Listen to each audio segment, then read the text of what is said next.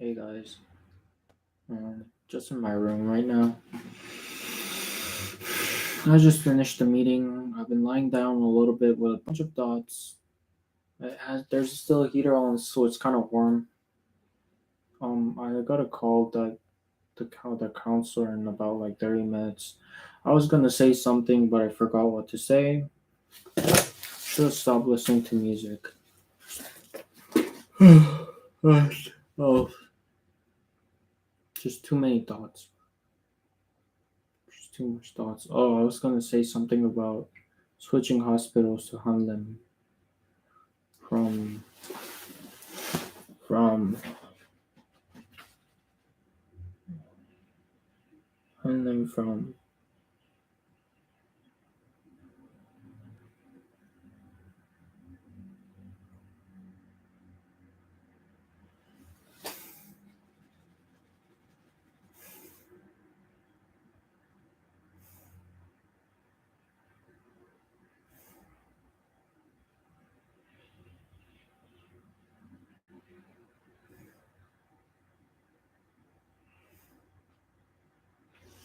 Yeah, I couldn't switch because I just talked to the hospital and it takes 3 years. Like 3 years, my ass, 3 years, three next March. So it's a full 3 months. Full 3 months. Full 3 months. Full three freaking months.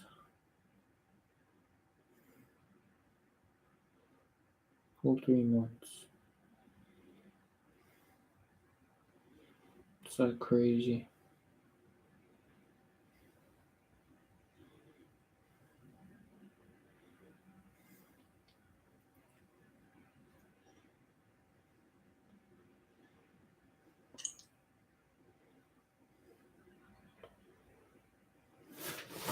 Oh fuck!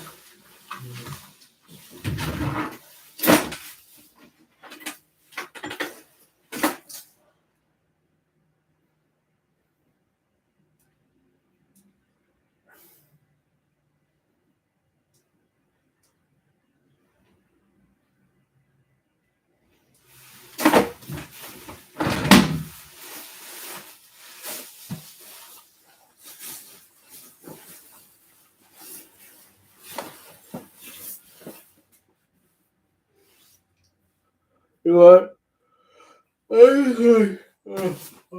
Turn this thing off. I'm just gonna chill watching some Wolf of Wall Street stream video. Um, I should probably keep this, to myself. Um, just don't feel good right now. I just don't feel good. Oh, just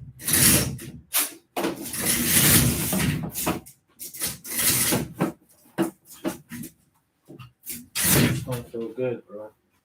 Why is there always a freaking obstacle in my life every fucking time, bro? Oh, why? Why, bro? Why?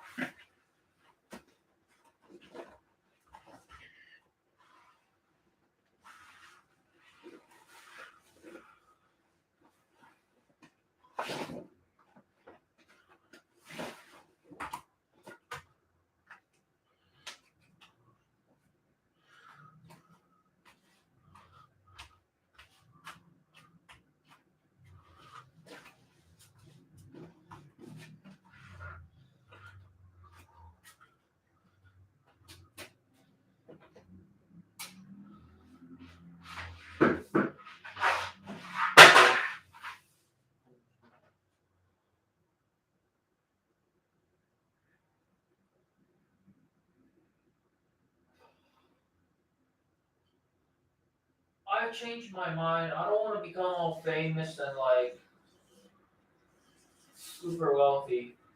I just want fucking money. I want fucking money. I just want to live a quiet life.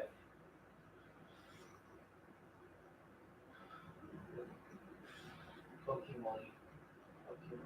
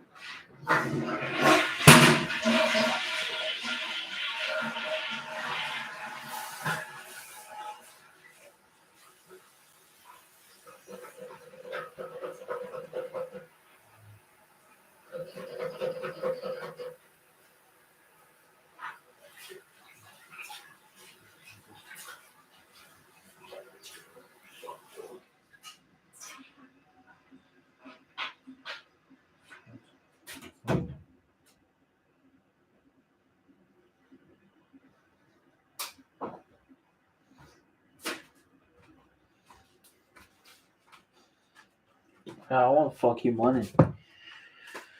I want fucking money. I want fucking money. I want fucking money. I want fucking money. I want fucking money. Oh wait, guys, I have to go back up in a little bit and retrieve that chair of mine. I have to retrieve that chair of mine. Tell her about the situation regarding hospital and military and counselor. Hospital, military, and counselor. Probably didn't like Discord or anything, bro. Dude, I want fucking money. I really want fucking money, bro. Okay, here's what we were gonna do, bro. I'm gonna listen to the podcast, but or just I'm gonna watch the video, but I'm just gonna first rest and then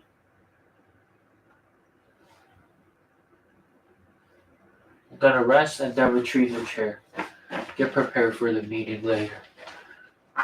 I'll watch it later, Rest and then retrieve the chair and get ready for a meeting. Podcast.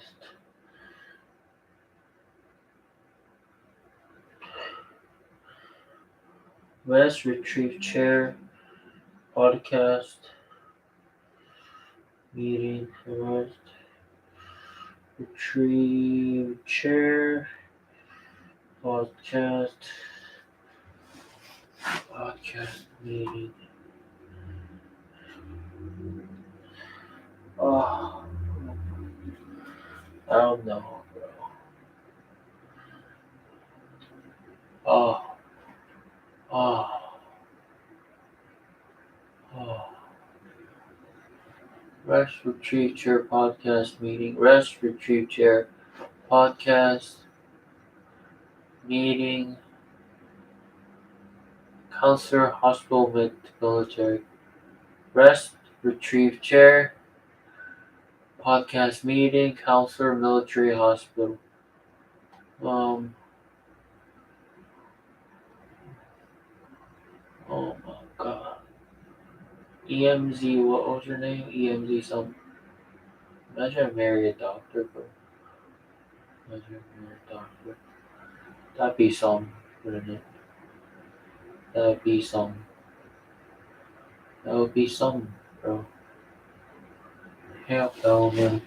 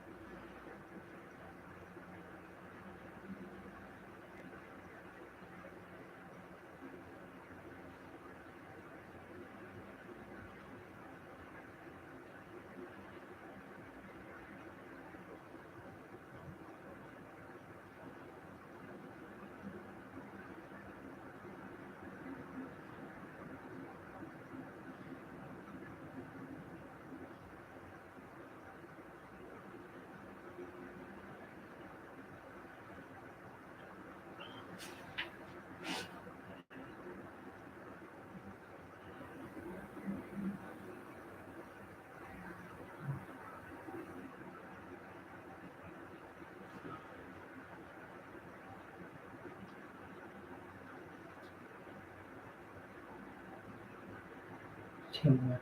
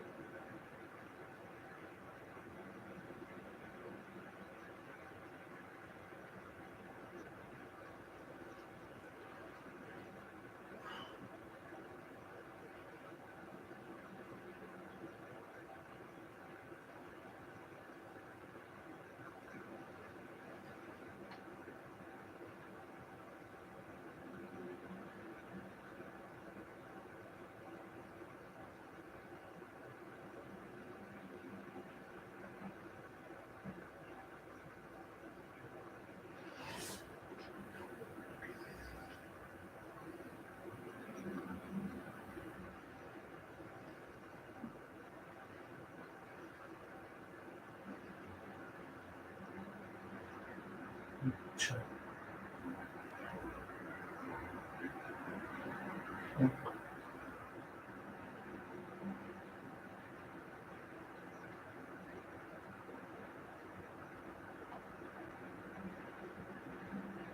Sure.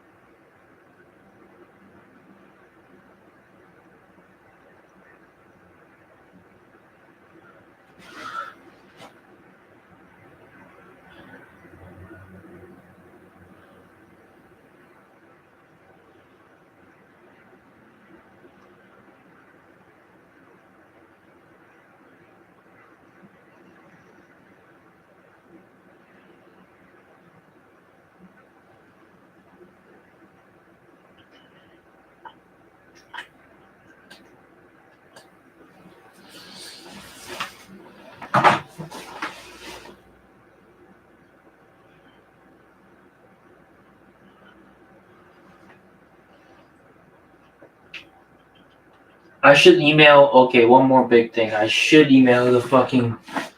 I should email the freaking Paula Leach Bleach. Email Paula Leach and start gathering records. It's 16th, literally in 4 days, bro. Gathering records, bro.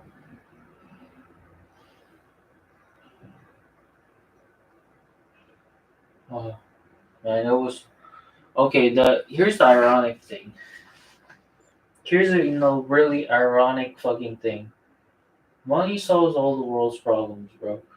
Money solves 80% of your life's problems. Like I say, problems every single little tick down to the tick. It solves it, bro. It solves it. 80% of your problems. 20% is just 70 to 80%. 70 money solves 70 to 80% of the problems, which is a big, big, big portion. So I don't know. That's why I said, it's realistic. Always the realistic thing that wins. That's what I think of, anyways. And just if you like get together with just a good looking girl that probably that really doesn't do anything, doesn't dramatically change your life except sex, probably sex. Doesn't do anything dramatic. Doesn't bring any dramatic change to your life except the moment you have sex and maybe a little bit more than that. A little bit romantic, but it doesn't really bring any change per se. It doesn't really to your life. So I'm just saying, bro. I'm just saying, bro. Um, I'm just saying. Money solves so much problems. I'm gonna try to get rich, but also, I mean, it's not a bad idea to think of things financially sometimes in this world, bro. It's not a bad idea. I'm just saying, bro. Just saying. Oh my god, bro. I have a meeting in like freaking. Oh, I'm gonna have to.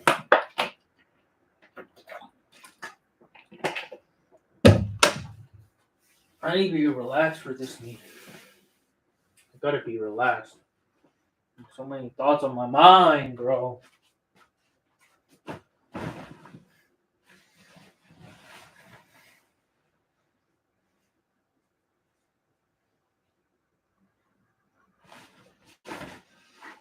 몇 개월이지?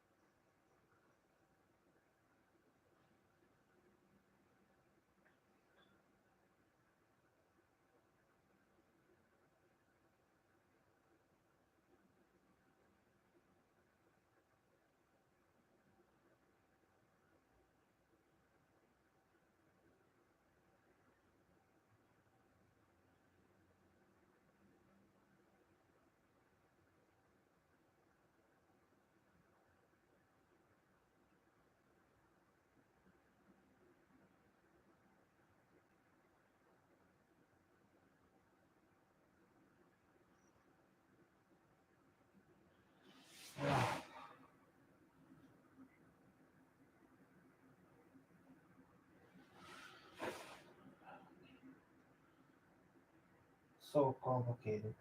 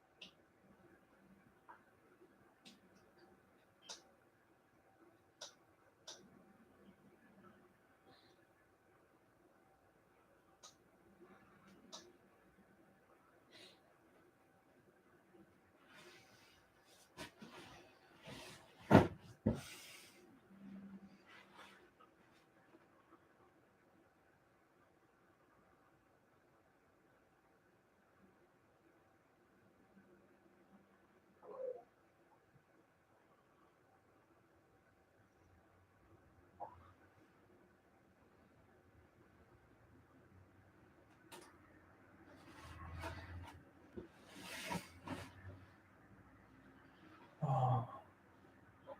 Whoa.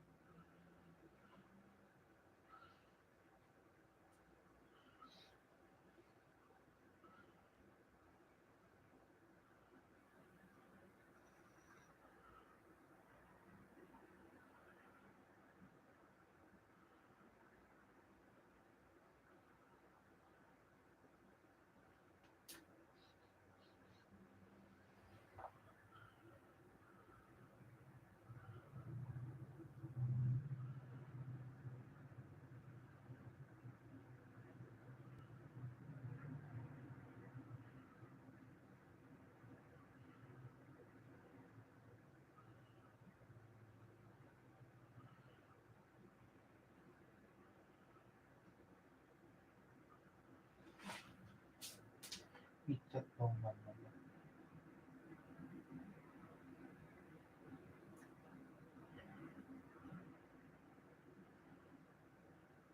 Spec.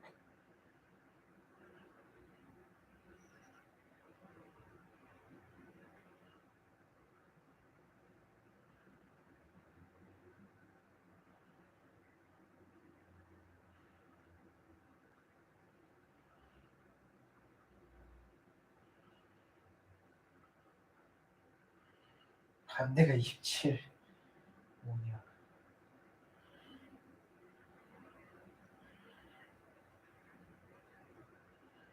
그치, 3이면.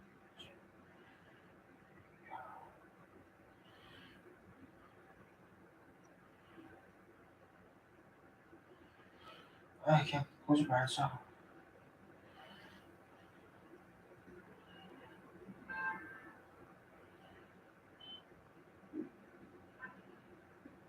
진짜.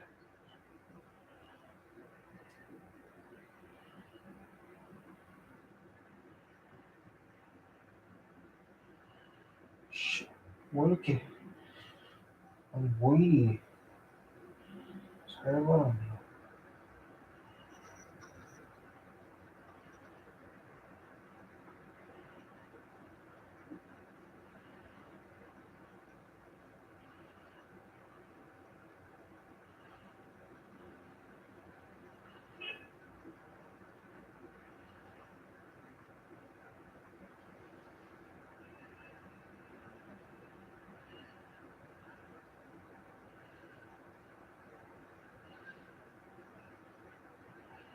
$4.52, I could start, bro.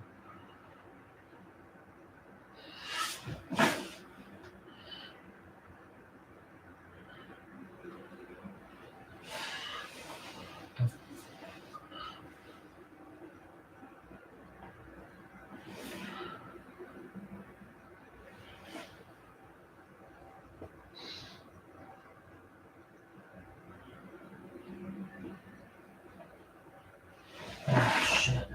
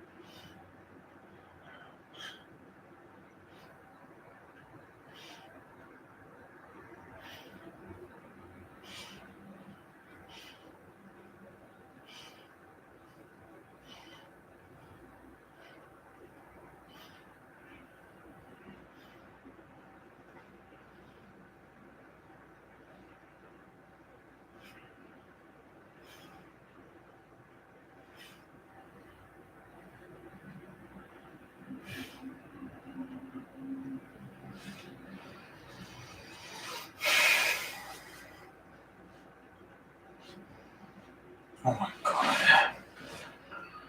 It's private, bro.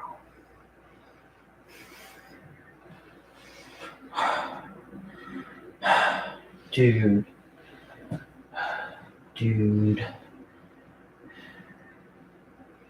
Shut the fuck out, bro.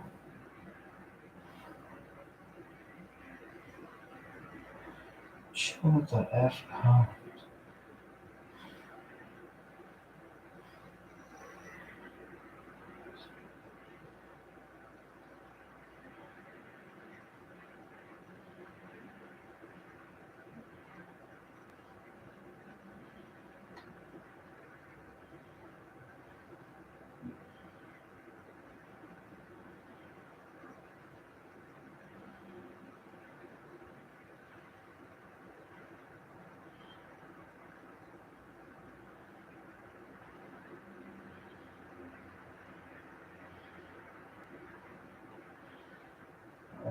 Hold on. Focus. focus up. Gonna focus up. 아, 왜 이렇게 머리 아프지? 지금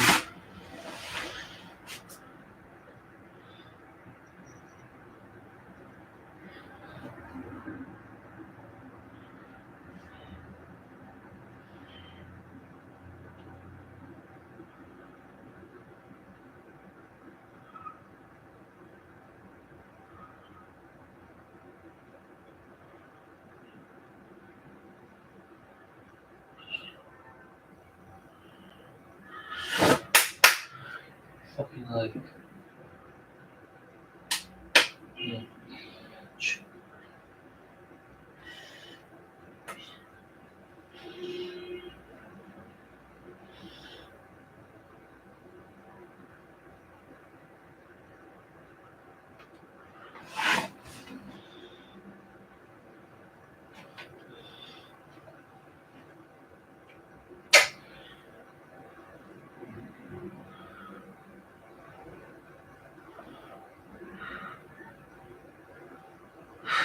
Fucking hell. Oh! Crazy. Yo, it's 4:57. I'm gonna start getting ready. Start to get ready.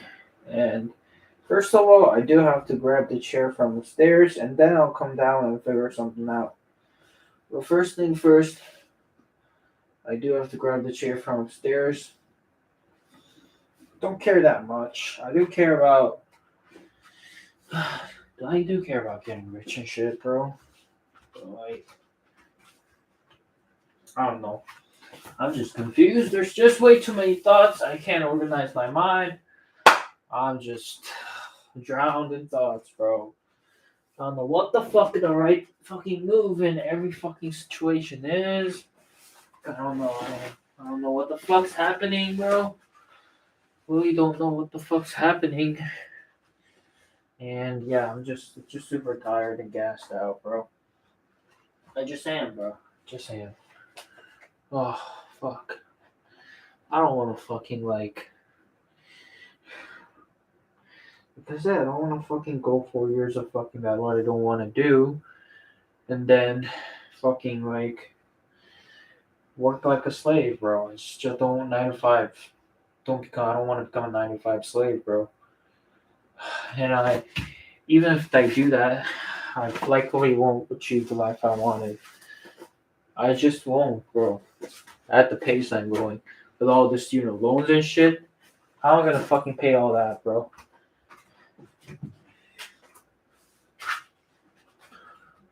How the fuck am I gonna pay all that, bro?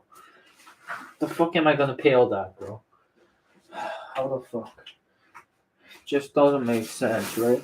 Where's my fucking phone, bro? Where's the freaking phone, bro? Okay. Ah, gee. Okay.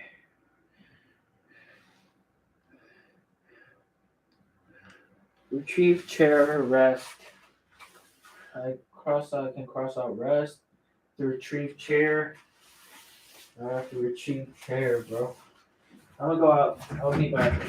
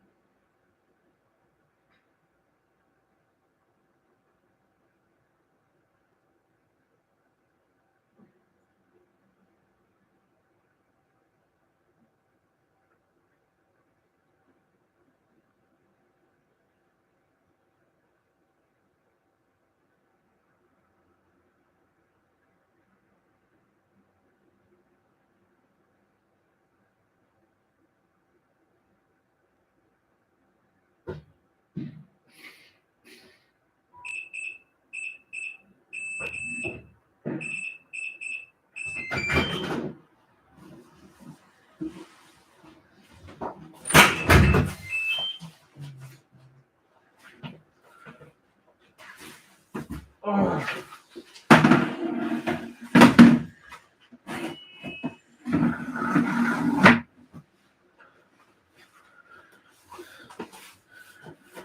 Oh.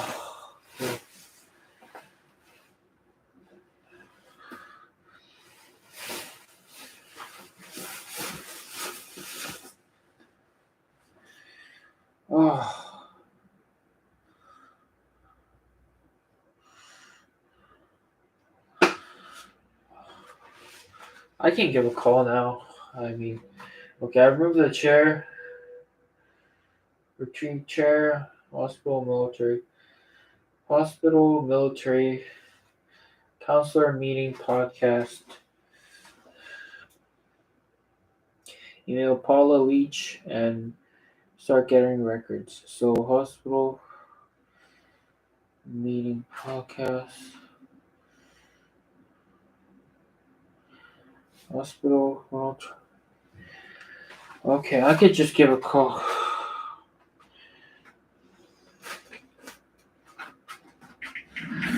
Or I could save,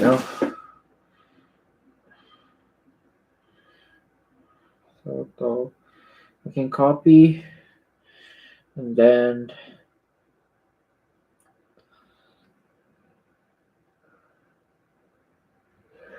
I can paste it somewhere.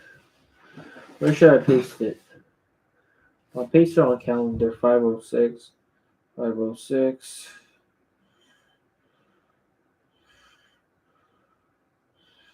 And I'll say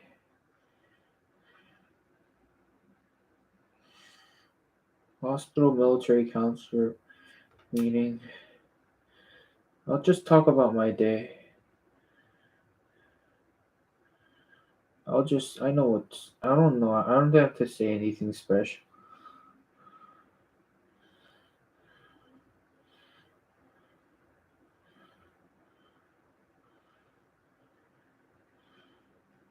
Oh, okay, I'll start calling. Guys, okay, I got the chair back. I'm gonna call right now the counselor that I've been talking to. And we'll see how it goes. This is the other counselor I've been talking to. Um, I'm not sure if you guys can see properly the lighting.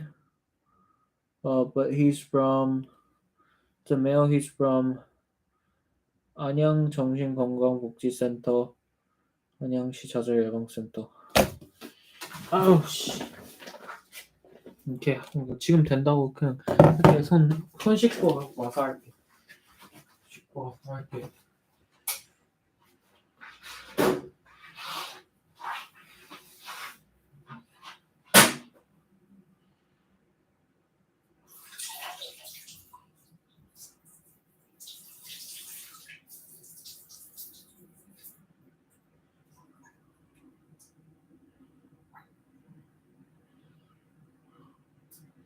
You gotta be brave sometimes, and just change your fucking mindset. You gotta be different, bro. You gotta be different, bro. Don't be scared of everyone else.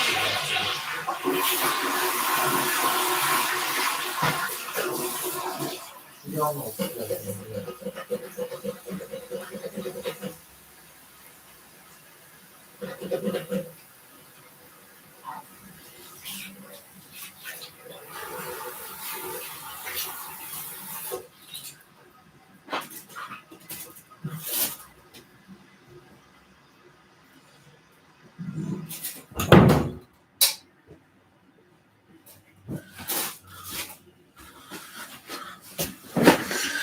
Okay, I'll start calling. Okay, I got everything, literally everything on.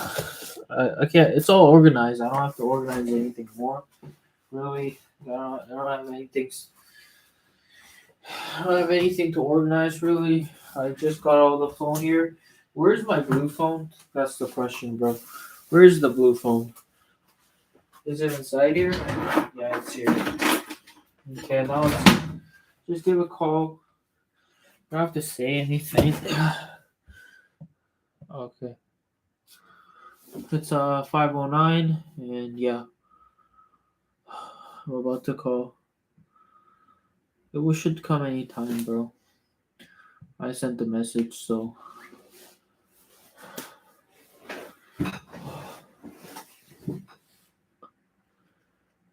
Mhm.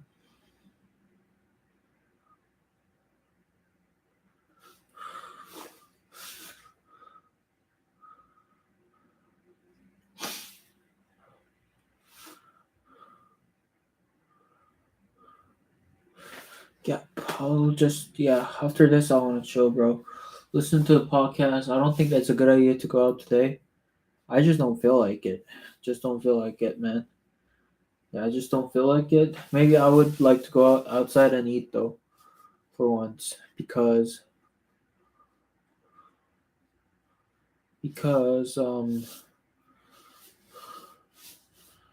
um,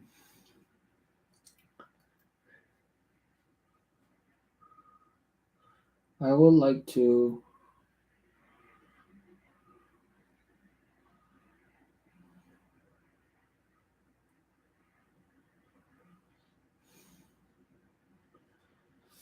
Be free mind, bro. Just be yourself, bro. Come a free mind.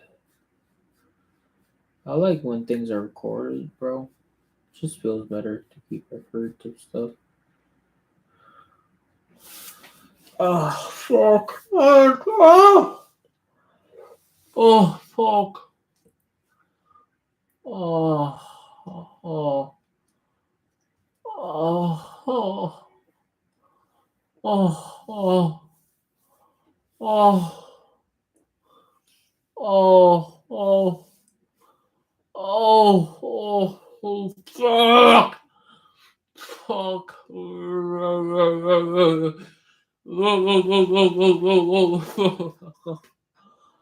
Uh, uh,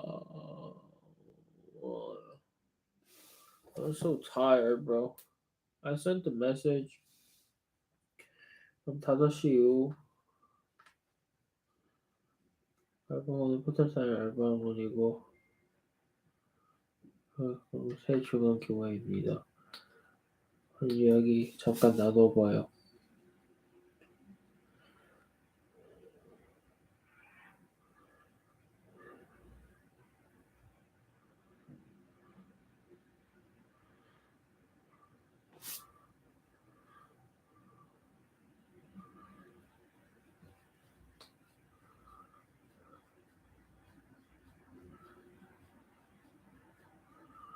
혹시 일정이 있어요? 쉬면 돼요? 5시에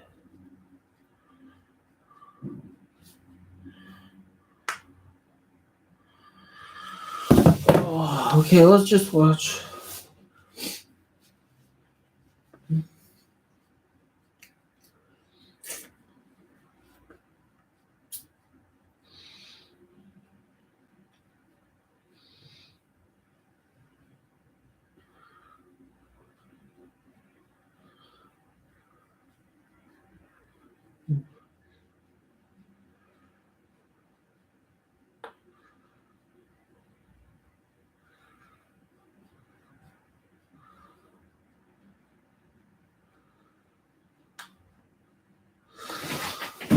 Okay, let's just watch the podcast while I wait. I don't think I can just wait like this, bro. I'm tired as fuck. I'm tired, bro. Let's see. Let's see, man.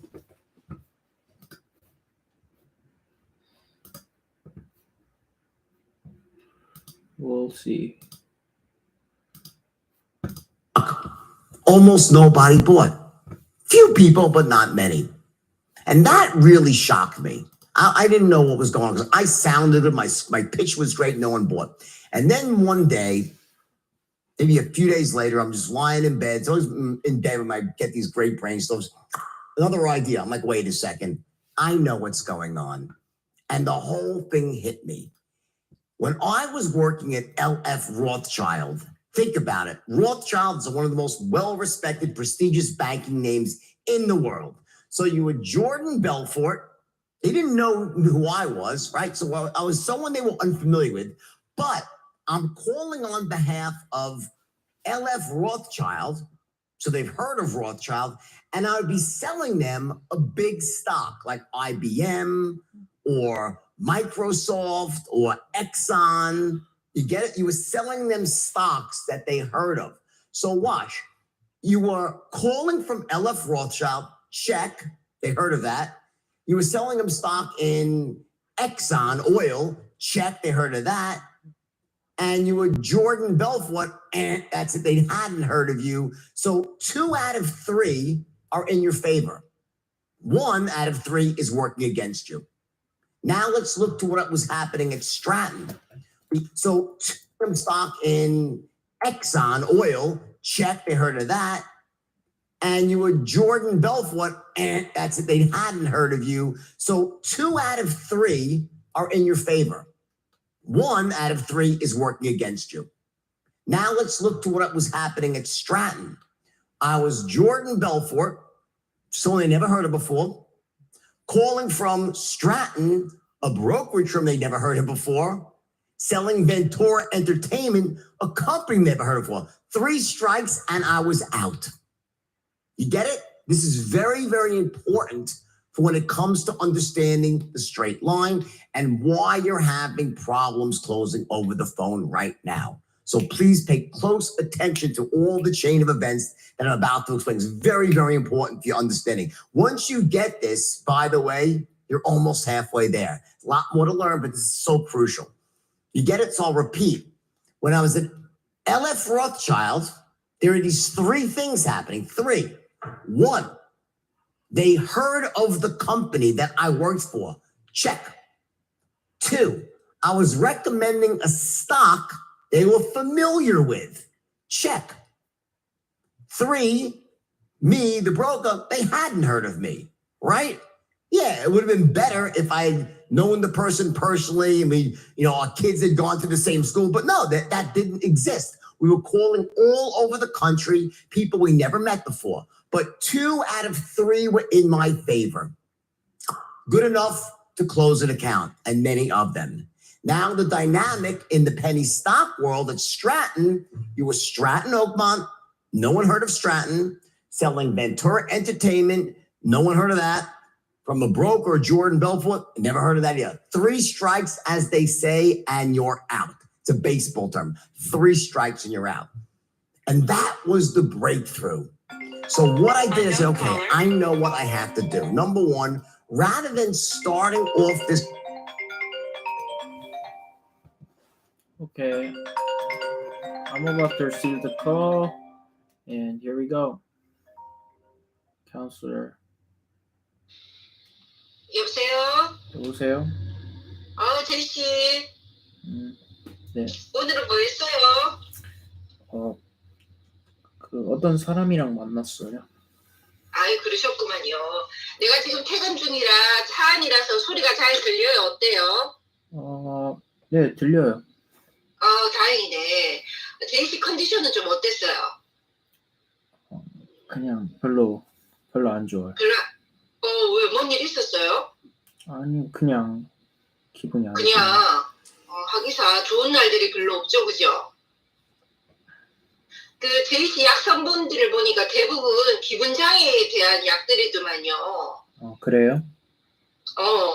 디프레스 되고, 앵거가 올라오고, 또는 불안이 올라오고, 이런 부분들에 대해서 기분을 조절하는 약들이거든요.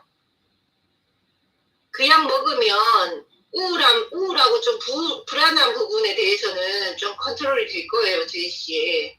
그래서 우선 그 약을 한번 꼬박꼬박 한번 먹어봐봐요. 네. 약은 오늘은 좀 먹었어요? 네, 먹었어요.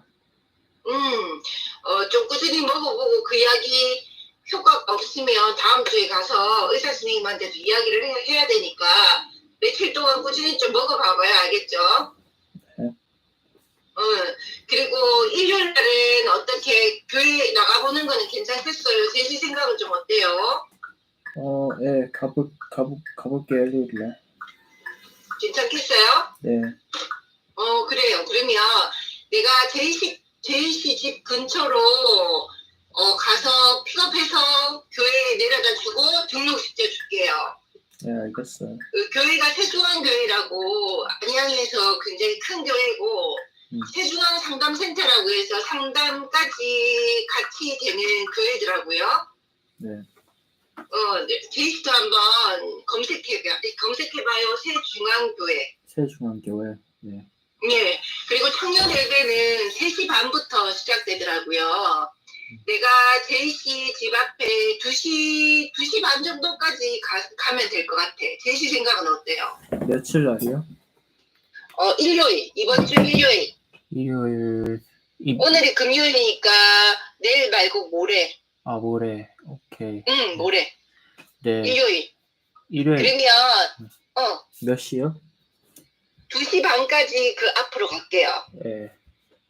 그러면 제이씨 그 집 어느 근처에 있을지 어느 쪽에 내가 차를 주차하고 있을 때니까 큰 건물 앞이나 주차할 만한 곳 이렇게 주소 알려주면 내가 그쪽에 2시 반까지 가 있을게요. 네. 그때 만나서 잠깐 이야기 나눠요. 괜찮겠어요? 네. 그래요. 그리고 가고 안 가고는 전적으로 제이씨 자유기 때문에 뭐 전날에 스탑해도 되고 취소해도 되고 뭐 당일날 캔슬 시켜도 되니까 걱정하지 말고요. 네. 나도 워낙 무기력했던 사람이라서 약속 지키기가 얼마나 어려운지 알고 있거든요. 나도 오랫동안 우울증이 있었어가지고 그러니까 뭐 몇 시간 전에 취소해도 상관없어요. 제이씨 알겠죠? 편하게요. 네. 그래서 그날 만나서 이야기 나눠요. 그러면 세중앙교회 내가 문자로 좀 이따가 밤에 세중앙교회 이렇게 어딘지 제가 알려주고 제이스도 홈페이지 들어가서 세중앙교회가 어떤 데인지 자기한테 맞을지 한번 봐봐요. 오늘 그 한림대 병원에 전화해봤는데 오, 바꾸려고 했는데 예약을 했는데 3월 달까지 걸린대요. 세상에 안 되겠네. 우선은 그러면 다음 주 중앙대 강명병원에 한 번 더 가보고 우리가 결정합시다. 알겠죠? 일요일날 만나서 그 병원 관련 이야기랑 가서 어떤 거 점검하고 어떻게 해야 될지 그다음에 앞으로 어떻게 해야 될지 이런 거는 만나서 이야기하면 좋을 것 같아요. 괜찮겠어요? 네, 그래요. 그래요. 그러면 일요일날 2시 반에 만납시다. 네. 네, 끊을게요. 네.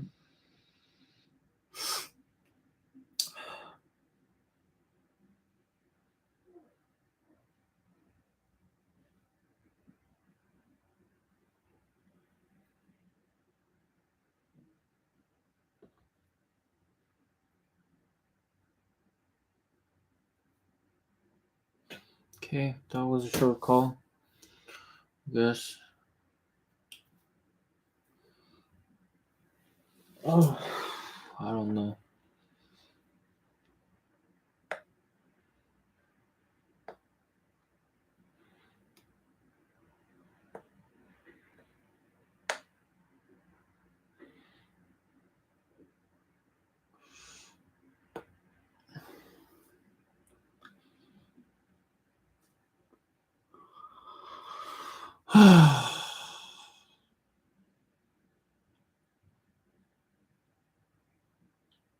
I don't know fucking like what I have to prepare.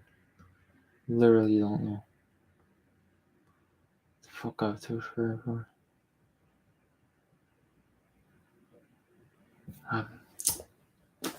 I don't know, bro. I'm just gonna guess.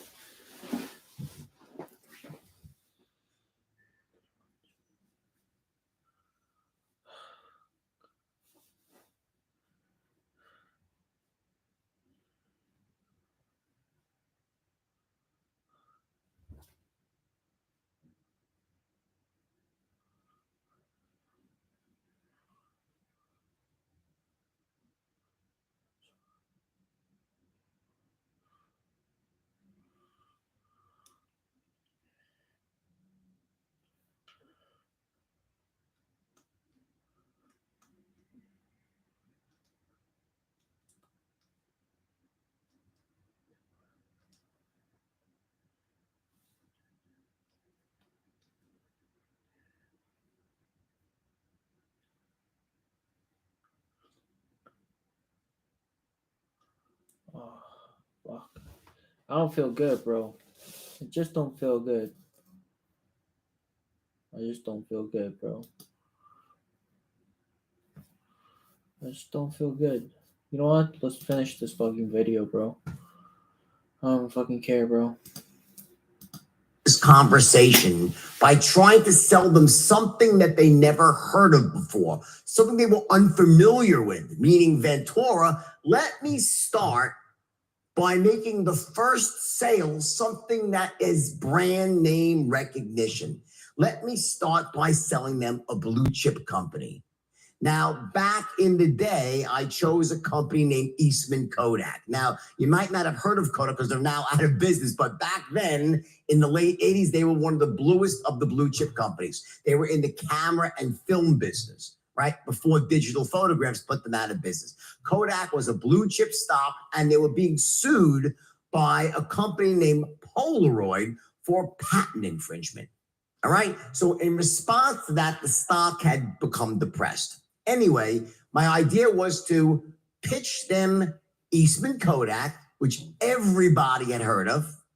And then as far as Stratton goes, rather than trying to just say, hey, I'm calling from Stratton Oakmont, you don't know us, we're brand new, I came up with a way of explaining Stratton that made it seem like it was a positive that they hadn't heard of us. My exact pitch was something like this.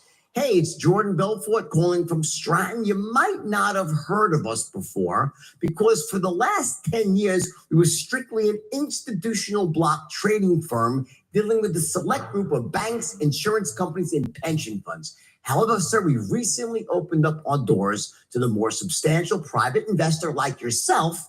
And all I want to do right now, with your permission, of course, is send you some information on my company, Stratton Oakmont, and then get back to you down the road next time we're making a recommendation to our core client base. Does that sound fair enough? Pretty good memory, right? That was the pitch almost verbatim. See, what I did is I said, you probably haven't heard of Stratton because, that's my justifier now, why you haven't. For the last 10 years, we were strictly an institutional block trading firm dealing with a select group of banks, insurance companies, and pension funds. However, we've recently opened up our doors to the more substantial private investor like yourself. So it all made sense now, right?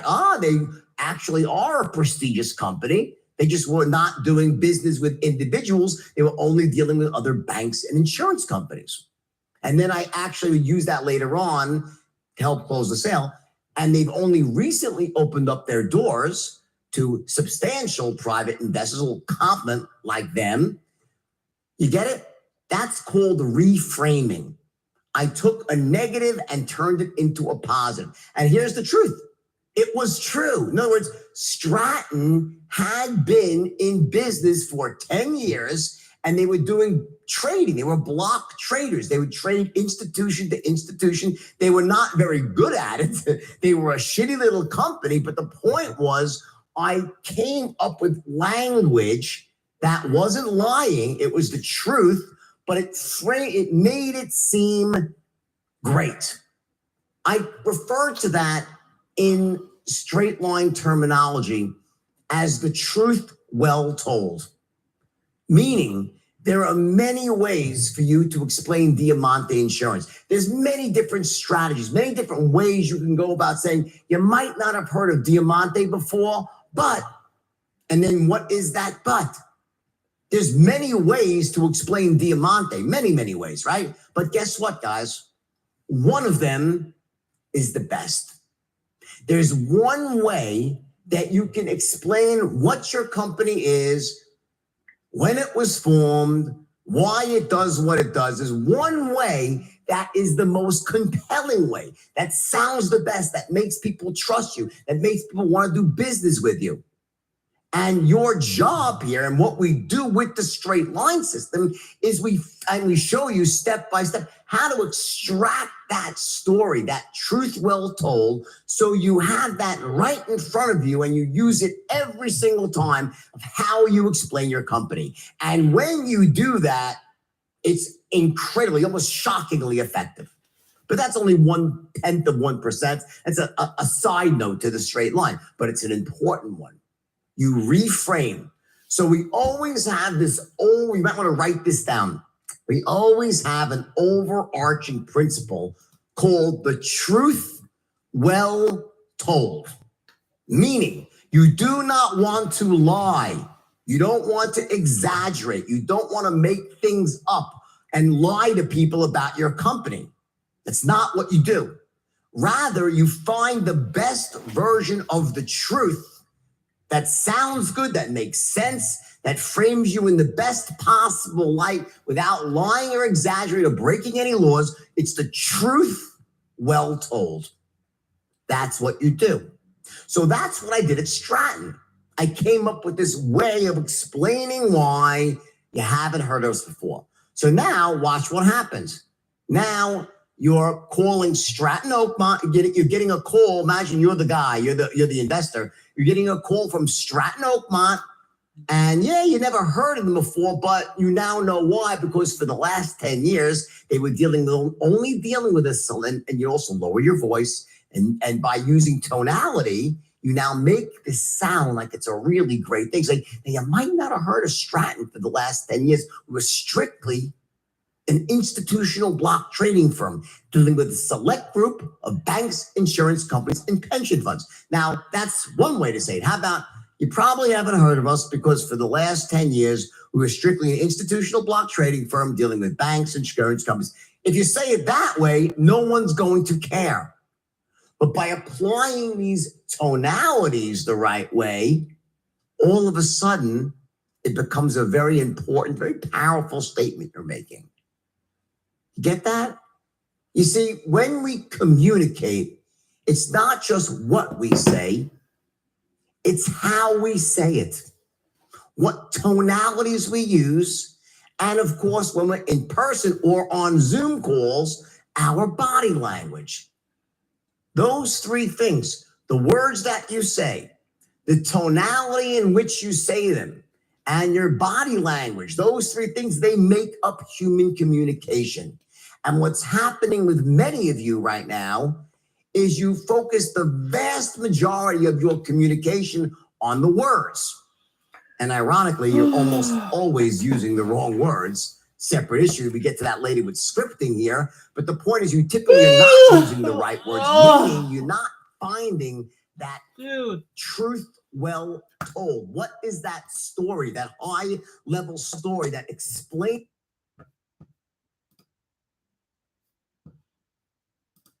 I'll give him a like. Oh, I'm so tired, bro. Oh.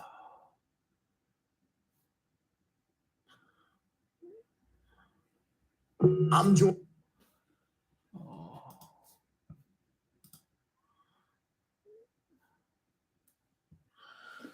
Key to making.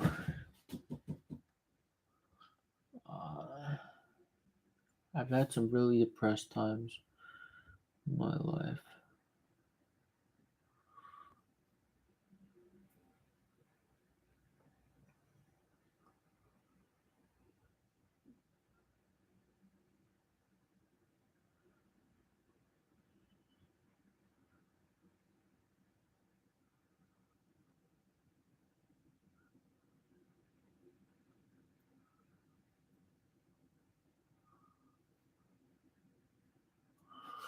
Oh, well.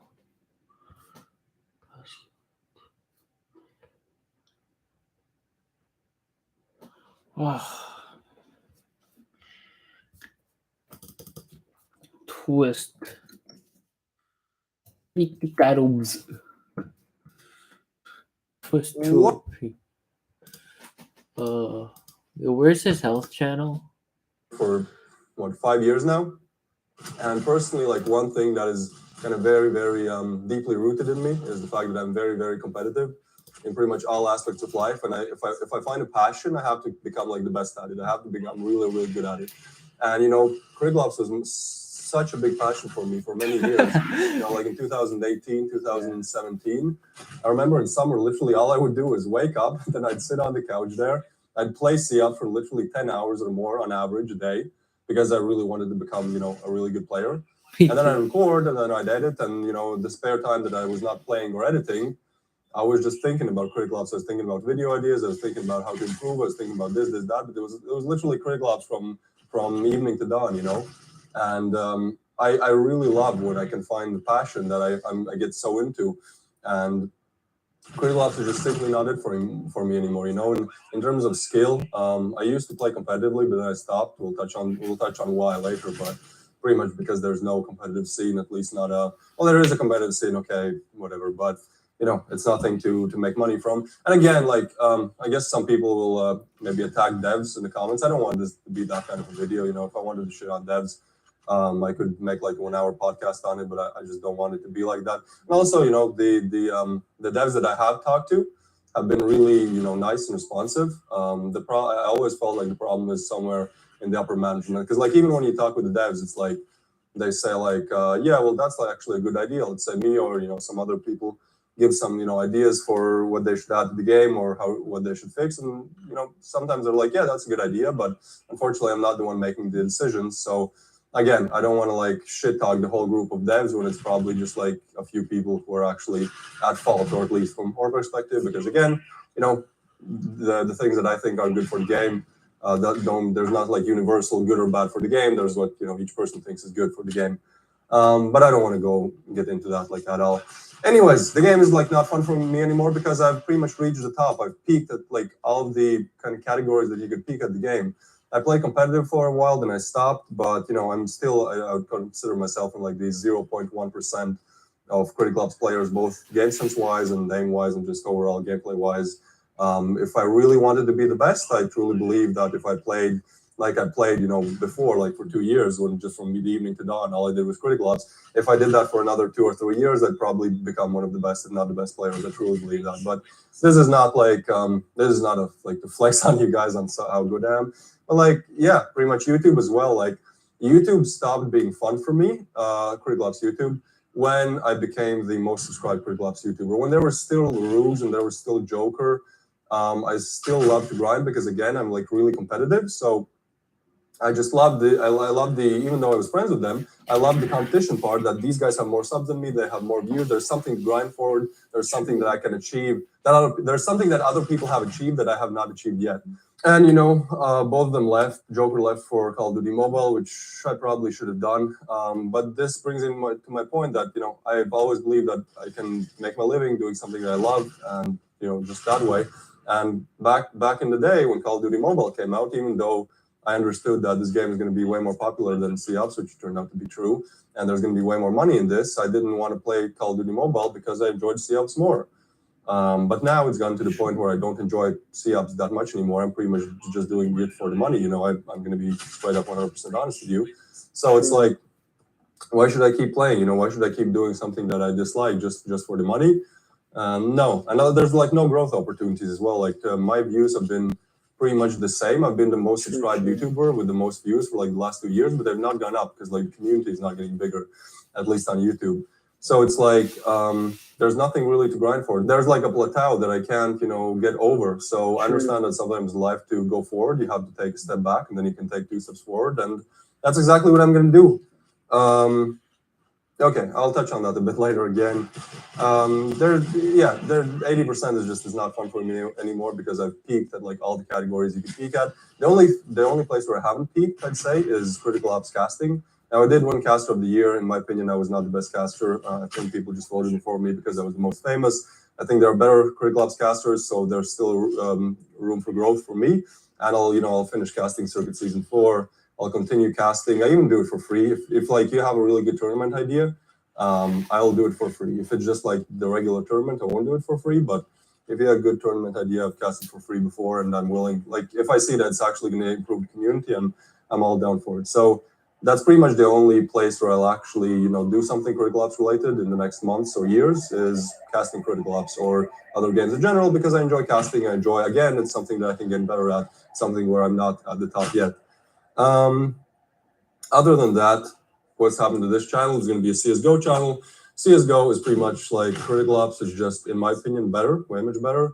way much better. Bad English choice. It's way better, and also my real friends, like in real life homies, play the game. So obviously, when I finish working or doing whatever I do, and in the evening I have time for video games, 10 times out of 10 I choose to play CSGO nowadays because my homies are playing it. It's entertaining.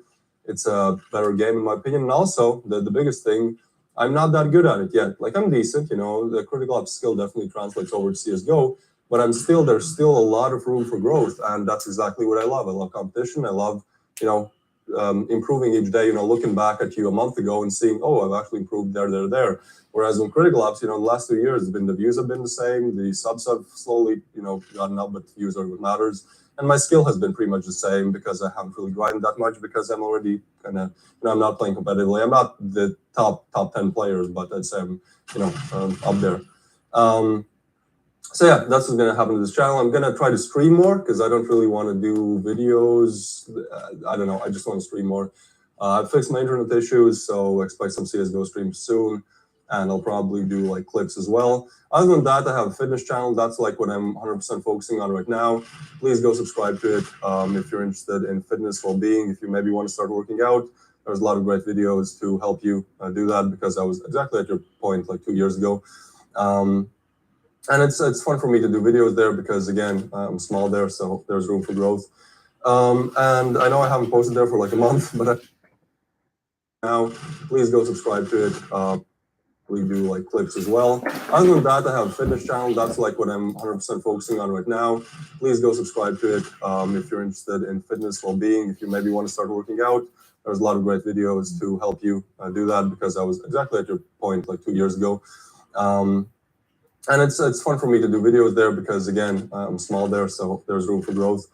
And I know I haven't posted there for like a month, but I was just like kind of not depressed, but just stagnating for a month. I just didn't know where to take my, what direction to take my life. If I want to focus on YouTube more, if I want to, I don't know, find like a job and do it the standard way, but I do not. I truly believe that I can, make a living off of doing what I love.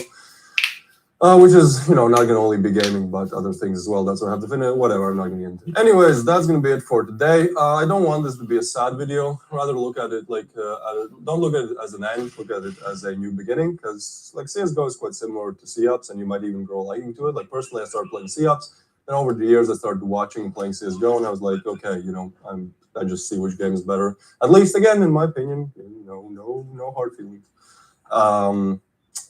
Yeah. Hopefully you guys enjoyed the video. Hopefully you guys enjoyed the gameplay. I came back after a month and I'm still better than anyone. So, toxic toys trashing on these noobs. Critical Ops is a great game for casuals and an awful game for pros or for people who want to take it more seriously and, not only as a hobby, but actually something they could earn something from or something similar. And it's been like this for the last 3 years. But again, devs want to take a direction that they want, and an awful game for pros or for people after a month, and I'm still better than anyone. So, toxic toys trashing on these noobs.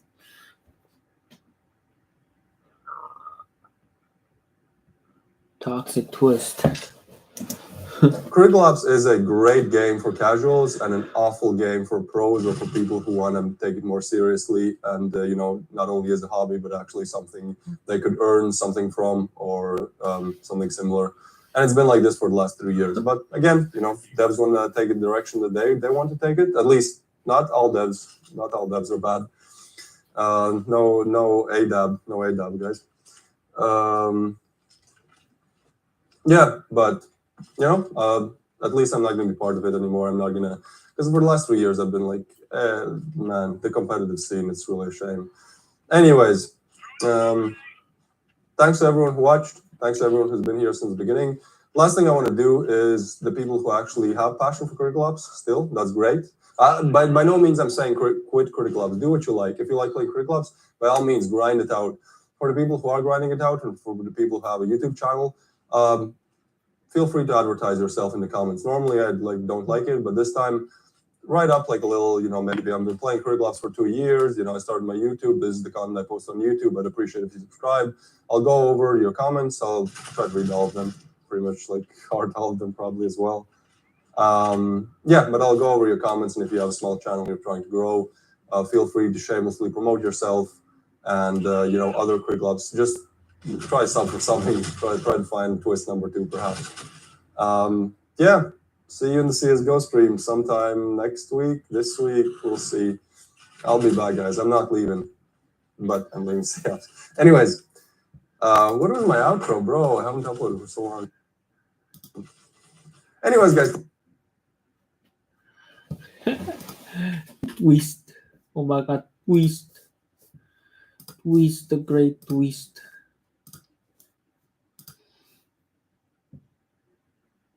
For 5 years now, and personally, Fitness channel.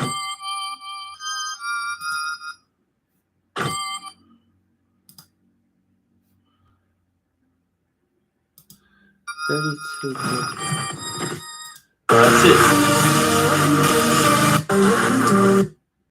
Yeah.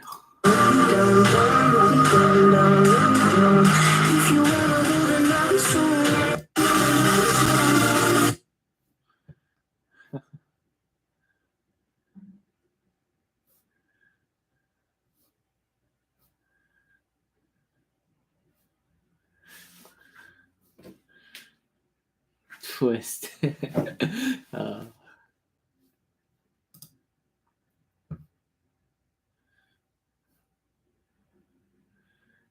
Video gamer or the body of your dream.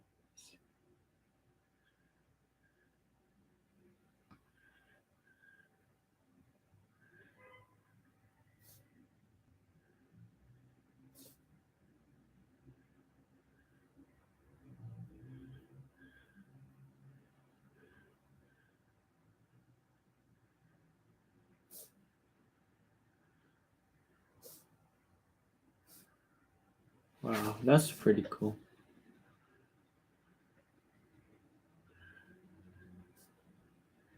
Oh, this Twist guy is also. Oh, he's also with the. He's also signing with Andrew Tate. I didn't know that. He's with Andrew Tate. He's an Andrew Tate supporter. Damn, bro. Oh.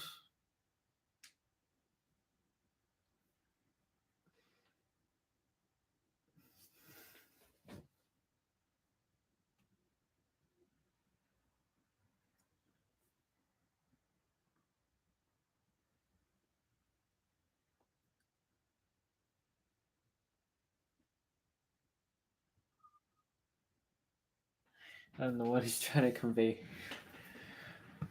I really don't know what he's trying to convey here. Oh my god, I'm just gonna watch it on phone because I'm so tired. Guys, I need a break. I really need a break. I don't know, I'm just gassed out right now. I want to lay down. I'm gonna take a 20-minute nap. Or I'm just gonna lay down watching videos on Fitness Channel, what he wants to do. I think he streams on Twitch as well. He streams CS on Twitch as well. So, I think he's a workout boy. And yeah, he makes money off of YouTube and those type of stuff. But I respect him though. I respect him. Find what he loves, you know.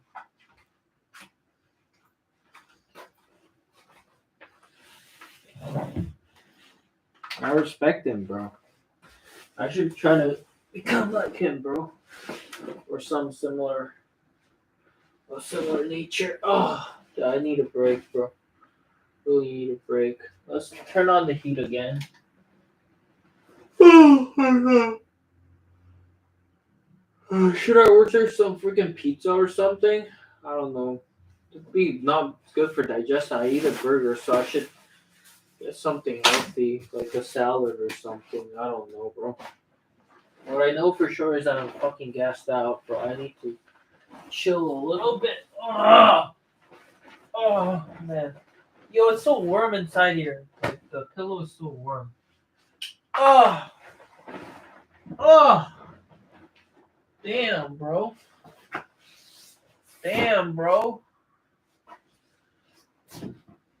Oh.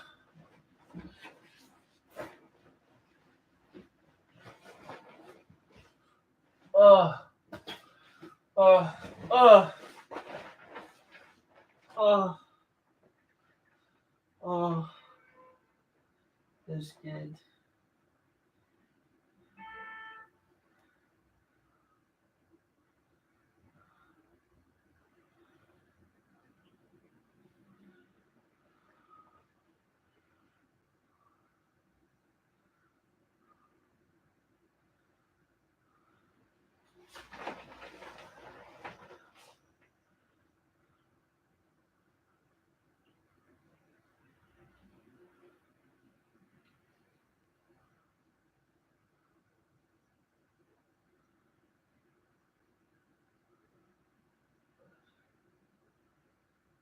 성주점.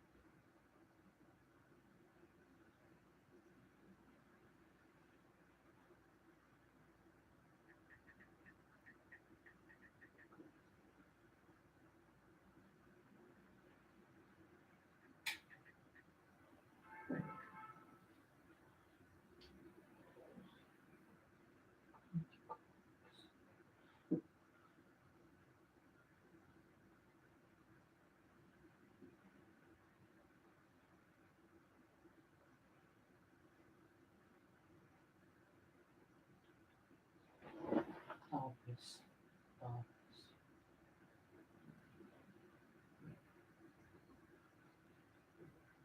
What's going on, everyone? It's Davis here. Welcome back to another video. Welcome to the first episode of Mindset. That's what I'm going to call the series. I think it's the best name because it encompasses both of these things, which is working hard and working smart. If you don't do both of these, you're not going to be successful. If you only do one, if you only work hard or you only work smart, you're going to be mediocre. If you don't do any of those, you're going to be homeless. So Grindset is a perfect name because it means you have to do both. And what better way to start a series with than the man, the myth, the legend himself, Andrew Tate, and also his brother Kristen. I know there's a lot of hate, like a lot of people hate them. I think they're definitely the worst thing that has ever happened. I like the guys. I'll just be honest, I'll say that. If you don't like them, that's fine. Their whole message is just get up and be productive and do something in your life. If you don't agree with that message, you don't like them, fair. Yeah, there are some bad things that they've said. I find most of them very funny because I personally just enjoy like a very offensive humor. That's what's dark humor. That's what's funny to me. But if you don't like them, that's fine. Don't watch the video then. Find something better to do. Great. I found videos from when they were not famous yet, and I'll just go over the videos and kind of explain what's the reason, what's the mindset, what. Wait, when's this?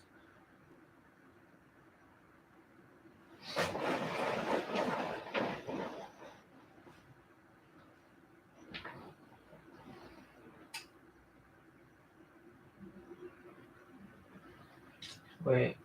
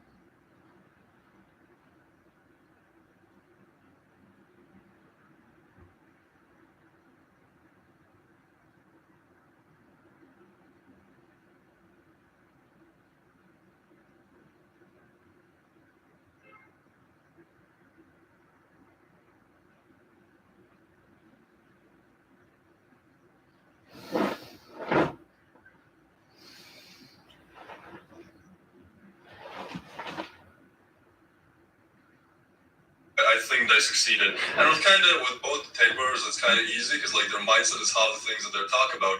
But I still want to talk about like the two biggest things that I feel like made them succeed. Because these guys, if you didn't know, like they were living on council estate. They were basically not homeless, but like very close to it. Like they were as poor as you can get. And now they're like, you know, millionaires almost. I don't know if billionaires, but like they're at the top of the world pretty much. Another thing, I found out about Andrew Tate, like, what was this, May 6th, 2020. And this guy has not changed one bit. Like, that is one thing I can definitely say that he has going for him. That the stuff that he was saying in this interview, which by the way is like my favorite comedic podcast, like this guy is great. This guy has not changed one bit. And I respect that, you know, because he sticks to kind of what he has been saying for a long time. And, yeah, let's get into it. All right, so this is the first clip, and this is Tristan Tate, but I mean, they're like pretty much copy-pastes of each other, and I don't mean that in a bad way, but like their mentality is very, very similar. And this is from a reality show, I guess. And yeah, let's just watch the video, and I'll give my thoughts on it. Then put himself in charge of the camp. Fire! And before long, he was ruffling a few feathers. Say that again? That your action. To be honest, right now, I'm understanding. That might be so. He is going to irritate. Determined to get things done, Tristan single-handedly dug the long drop, the island name for the communal toilet. I don't even know this. We're doing this. I'm not trying to impress people. I'm just trying to get things done. All right, so here we can see like the basis of the mentality, right? Like you have to work hard. Like these guys, this guy appeared on the island. I don't know what the exact concept of the show is, but this guy appeared on the island and he already like started working. He started doing stuff. He started being productive. And I mean, again, this is when he's 23, and I don't know how old is Tristan Tate. I guess like 34. 34. All right, but this guy's been putting in work every single day, like for the last 11 years at least. So obviously you're gonna get somewhere if you just, you know, you're that consistent. You just show up every single day, and that's another thing. Like it doesn't really matter what kind of work you're putting in. Like I love this story because this is basically Andrew. I'll just let him talk. First time I came to Slovakia, I had one at a petrol station, and they're like a drink with chunks of aloe vera in it. A few times in commercials and stuff. They want 22, and all this sounds broke as a joke, and I want to get rich. So I thought, fuck yeah, I'm going to hit pour these drinks. So this is Andrew talking about how he found this aloe vera drink, which is also a drink I really like because of those chunks. But like, he found a drink, and it's not like you're not really going to be passionate about selling aloe vera, but he just wanted to be rich, so he tried it. And, you know, the story goes on and he basically says he failed because there was a problem with like the factory and whatever. But it didn't matter that he failed. He just tried the next thing. Like, this is the thing, like I've known Andrew for 2 years, not known him, but like I've been following him for 2 years. And all this guy has done throughout the last 2 years that I've followed him is just try new projects until one of them succeeded. He tried the aloe vera when he was like, what, 22? And it didn't work out. But guess what? He just tried the next project. He just like tried to attack the next thing. And like, if you do that again, like this is, Tristan here is 23 and now he's 34. Like if you just keep doing that, eventually one of those things is going to blow up. The problem is that I think most people just don't try at all. Like they try once and then they give up because, oh, importing aloe vera didn't work. I guess I'm not a businessman. No, like the only way how you become a businessman is trying so many different things until one of them works out. That's another thing. Like people think like Andrew or Tristan were like overnight successes because that was kind of, you know, like nobody knew of Andrew, and then suddenly he blew up on TikTok, and within like a month he was like the most Googled man on earth. But I'm telling you this, like I followed him for 2 years, and all that he ever did was just put out content every single day. He tried so many different things, like. Not that all of them failed, but like I remember there were like some projects, like just some things that he tried to sell or tried to work on, even in these 2 years, that just didn't work out. But he never stopped, and that's the reason why eventually, you know, the universe just gave him kind of the pass. And okay, you know, fair enough. I absolutely love this next clip because it foreshadows the two life paths that will follow both of these guys. You'll see it's a conflict between Tristan and then some other guy. I hope I can call him a guy.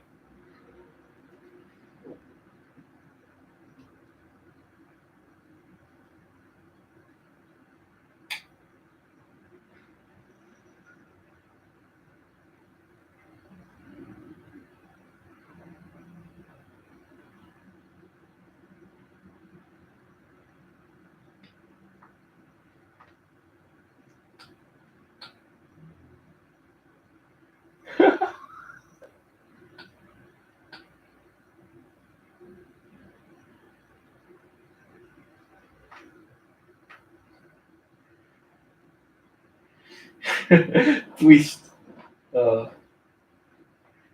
The great twist. I'm just trying to be inclusive. Watch the video. 23-year-old kickboxer Tristan became the island's first elected leader. But you may not enjoy all the hard work that's coming. Under Tristan's rule, it was all work and no play. I wouldn't shake very soon. And as much as they won't enjoy my leadership, at the end of it, when everyone's got somewhere to sleep, they'll all be shaking my hand and thanking me. But work-shy Kitten had other ideas. Great! I gave you guys things to do. You're playing around in the sea, everyone else is working. This week, I was elected to be on the top. What doing it now? No one respects them. I don't want to respect you because you're an idiot. No, I got an idea. So what? You want absolute personality and emotion? You need to get up in life. Words speak from out of life. Kitten planned his revenge by standing for island leader. And Tristan shocked the group with the deciding vote. By the end of that, I'll be wrapped around my whole finger. It's a conflict between these two kind of personalities and approaches to life. One is like the workaholic Tristan, who just wants to get things done and who wants others to get things done. And then we have Kitten, and he basically says, you have no emotion, you have no personality, you only care about work and so on and so forth. And I mean, it depends what your priorities are in life, but if your priority is to be successful, I mean, look at both these guys 10, 11 years later. Tristan Tate has made it in pretty much every single way, same as Andrew, with this mentality. And then the Kitten guy, I mean, I tried to look him up, but if you Google Kitten Love Island, don't really get anything, don't get anything pretty much. And sure, maybe he's leading a good, somewhat good life, we don't know. But the point is, the guy who was a workaholic, the guy who was just all about working hard, made it. Obviously he made it because he never stops. And then the Kitten guy who was more about, oh, we just want to chill and play around. Well, you know, if you chill and play around, you don't really get far in life. And again, getting far in life is not for everyone, but if you want to get far in life, you will have to put in the hard work. If you want to drive the Bugatti, you're going to have to put in the hard work.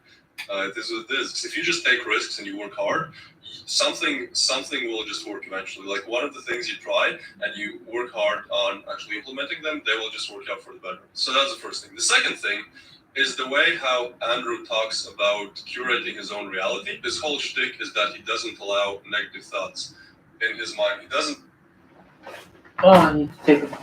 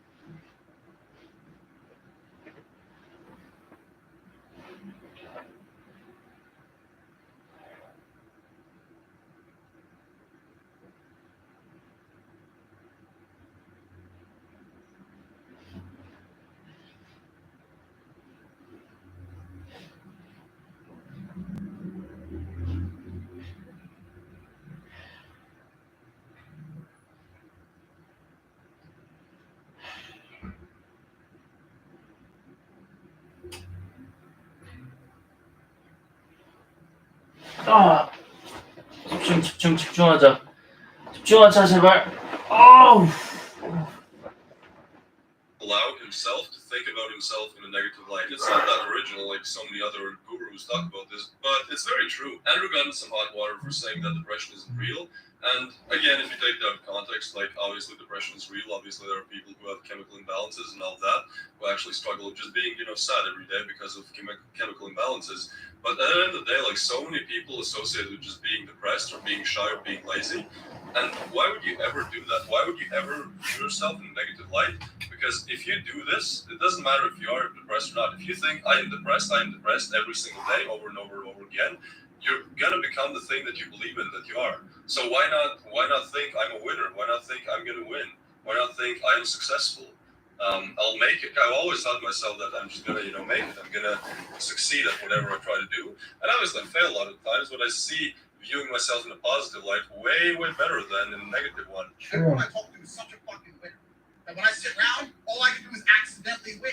Yeah. It's like, oh. I mean, it's also about curating your environment, but like, why would you not be in a space of mind and also a space, like a physical space that promotes excellence, that promotes competition, that promotes winning? Why would you spend half your day reading the news that are like 80% negative? Why would you spend half your day like on Twitter arguing about how horrible like politics are, how horrible Andrew Tate is? If you spend like three hours a day like arguing, no, Andrew Tate is a bad person, that guy's a bad person, you're the only thing that you're doing is putting yourself in a negative mind space. Why would you ever do that? Why would you ever, even if he is the worst person ever, why would you ever give someone the power to just take your positive energy away? Because the person that suffers most from your negativity is yourself. Like, do you think Andrew cares?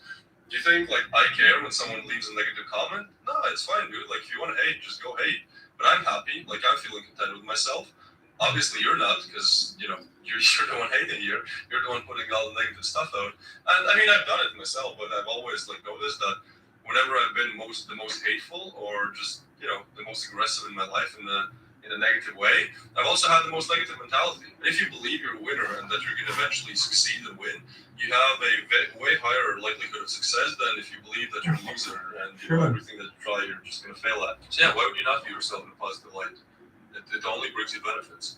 All right, this next clip is one of my favorite Andrew Tate clips. Just because the first time I saw it, I was like, he's just like me. I think this clip is the great decider between whether you want to live a normal life or you want to be someone exceptional. Because normal, by definition, means mediocre. And there's nothing wrong with that. Like, being mediocre, being normal, is what most people want. That's why most people are normal. And again, like, if you want to, get your uni degree, get a stable job, get a stable income, that's fine. Like, I envy people like that sometimes, because then all you have to do is go with the flow. Do what everyone else is doing, just be normal, and you're gonna get where everyone else is going. But if you want to truly be successful, and if you want to truly differentiate from other people, then you're gonna have to take extreme measures. You're gonna have to take risks. You're gonna have to do things that other people don't want to or are not willing to do. And that's the thing, like, the stakes are way higher, because if you don't go with the flow and you do the stuff that you want to go after, you're either going to fail big time and just be on one extreme end of the spectrum, which is like, I don't know, take up drugs, like all that. It just gets you in a perpetual downward spiral and you end up like homeless or on the extreme downside of kind of society and status, or you're going to like accelerate to sky highs. Which one do you value more? Do you value being normal, or do you value novelty and achievement? Which one is it? Do I enjoy it? No. Do I enjoy training? No. Do I enjoy cutting weight? No. Am I nervous? Yes. Do I think to myself, what am I doing? Yes. Completely. Unfortunately, it's one of those things you're either born with or you're not. And the only way I can explain it, to try and make it make any sense, is that if I'm not doing something which is either extremely difficult or extremely stressful, I'm in a perpetual state of crippling boredom. I can't explain it. I see other people live their lives and be like, oh, I can't wait for the weekend because I want to watch this movie. I think, who cares about a movie? You're looking forward to the weekend. The best tweet ever. I watch maybe one movie a year, and it's not because of Andrew, it's just, I don't know. I watched like so many movies when I was like 13, 14. I was like, okay, you know what? I don't really care anymore. I'm not going to find anything that entertaining anyways. Never seen Star Wars. None of them. Never will. Oh my God, you're missing out. Maybe. You're missing out on being a multi-millionaire. Keep your movie. And then there's just this badass picture with him and his Bentley that says Tate sexy. This is a great tweet. I absolutely love this. A movie. You're looking forward to the weekend for a movie? Looking forward to the weekend to get drunk? Like, these things to me are so mundane. They mean nothing. And if I don't fight, if I'm not in a situation where I'm stressed or worried or concerned, I'm just perpetually bored. And boredom's crippling. If you're an intelligent person and you've got a good brain on your shoulders, you can't just sit there bored. So I don't think that's true. I think a lot of intelligent people just want to live normal lives. But again, it's the decision really is, do you want to be normal or do you want to be successful? Because you can't be both. Anyways,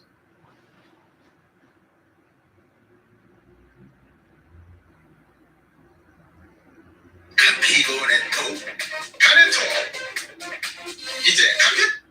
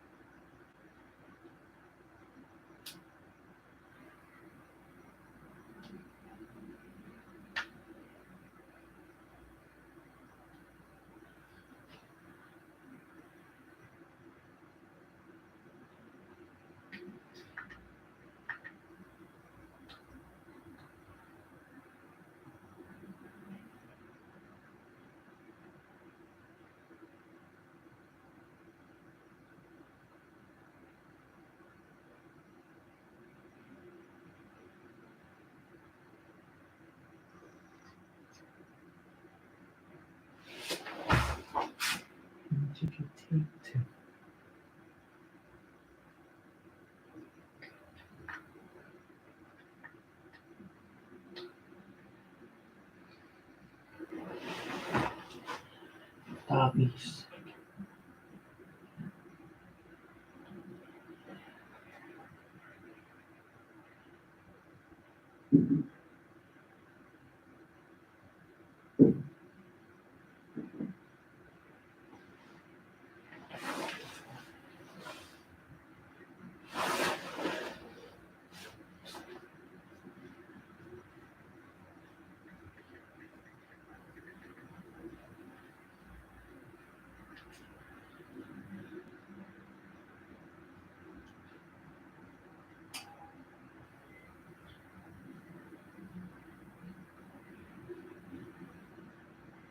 벌써 미쳤다. 시즌4 충분히 고민해도 괜찮아. 확신이 들 때까지 강남언니. Andrew Tate reacts to Logan Paul trash talking Christianity. Because I'll be honest with you, bro. Jesus Christ fucks. Genuinely, I know people that hate me, that treat me better about my faith than you and my best friend. So, like, one that really hurt me is you told me I need a therapist because Jesus. I just am definitely questioning why we have to perpetuate that's fucking silly. I think it's a silly practice to engage in. I think it deserves sacrament.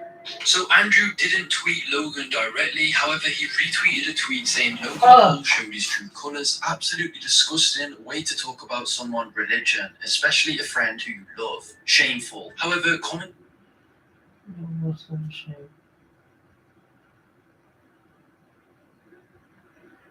Emergency meetings are the core of our monumental Success.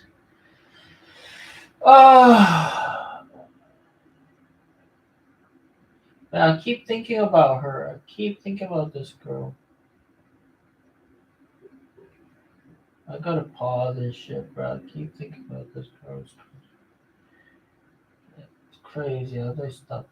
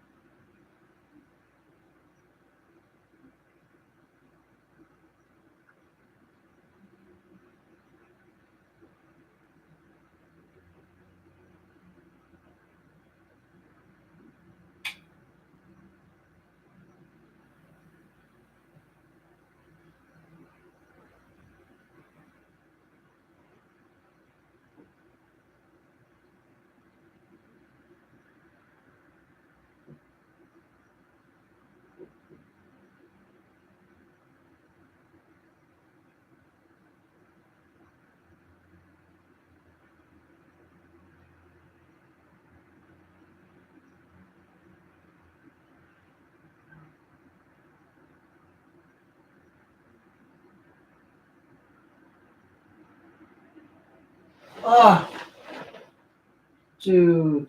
Fuck, I gotta stop thinking. Shit.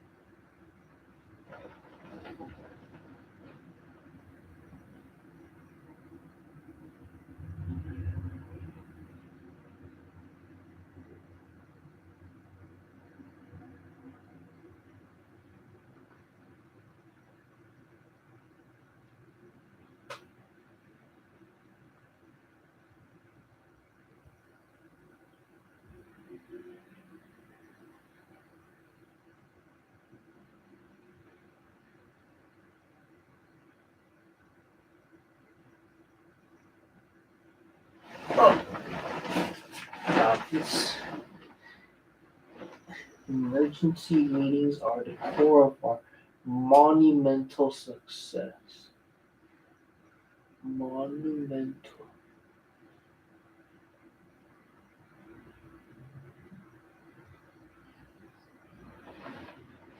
Emergency meetings are the core of our monumental success.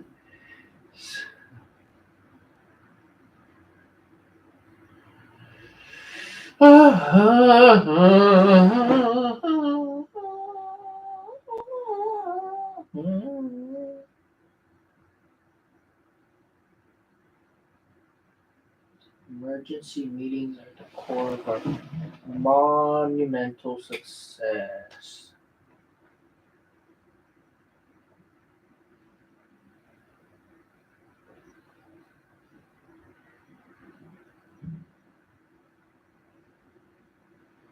Just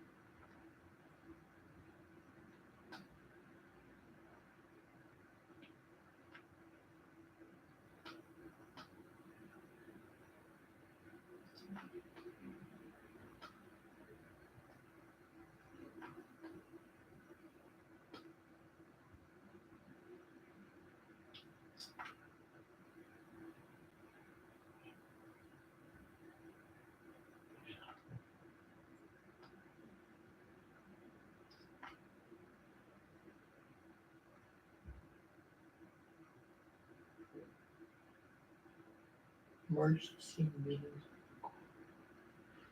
monumental success.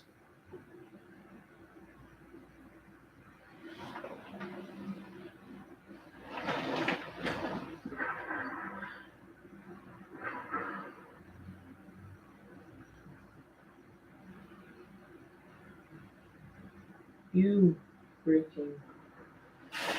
Oh my god, are you kidding me? Monumental success. Emergency meetings are the core of our monumental success. Too close.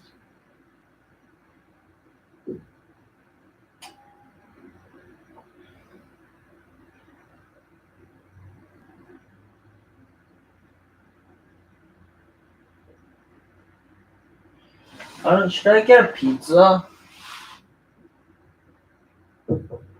I could get a lobster pizza. Oh.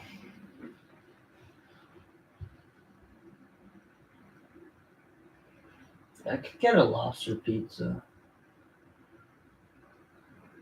And when I order this pizza, I gotta eat slowly, bro. I gotta eat slowly.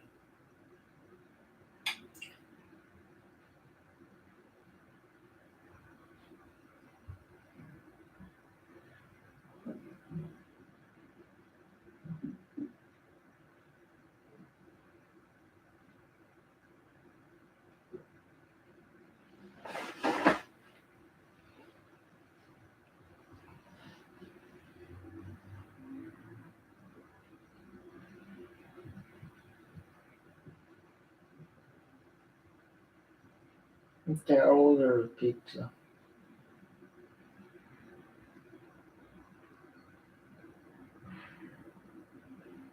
Large pizza.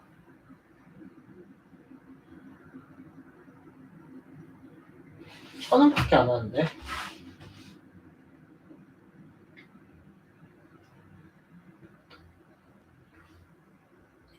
치즈 크러스트 스파게티가 치즈 오븐 스파게티 한 개밖에 안 돼. 하지 뭐. 그냥 미디엄으로 하는 게 낫지 않을까? 그냥 라지로 할까? 그냥 22,000원. 배고프니까 시키자 그냥.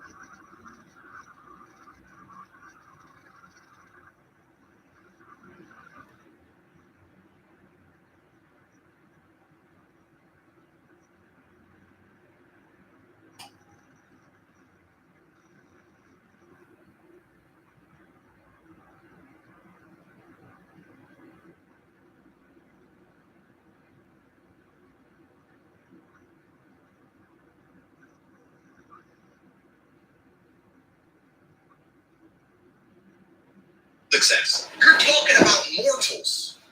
I am Dowson. You can't talk about hemoglobin. This wasn't. We didn't script this. You can't talk about hemoglobin to me. Is that a word you made up? Yes. Nice. I said it here. I'm 35. I train at home. I smoke. I drink. I love junk food. Now people assume I'm on steroids.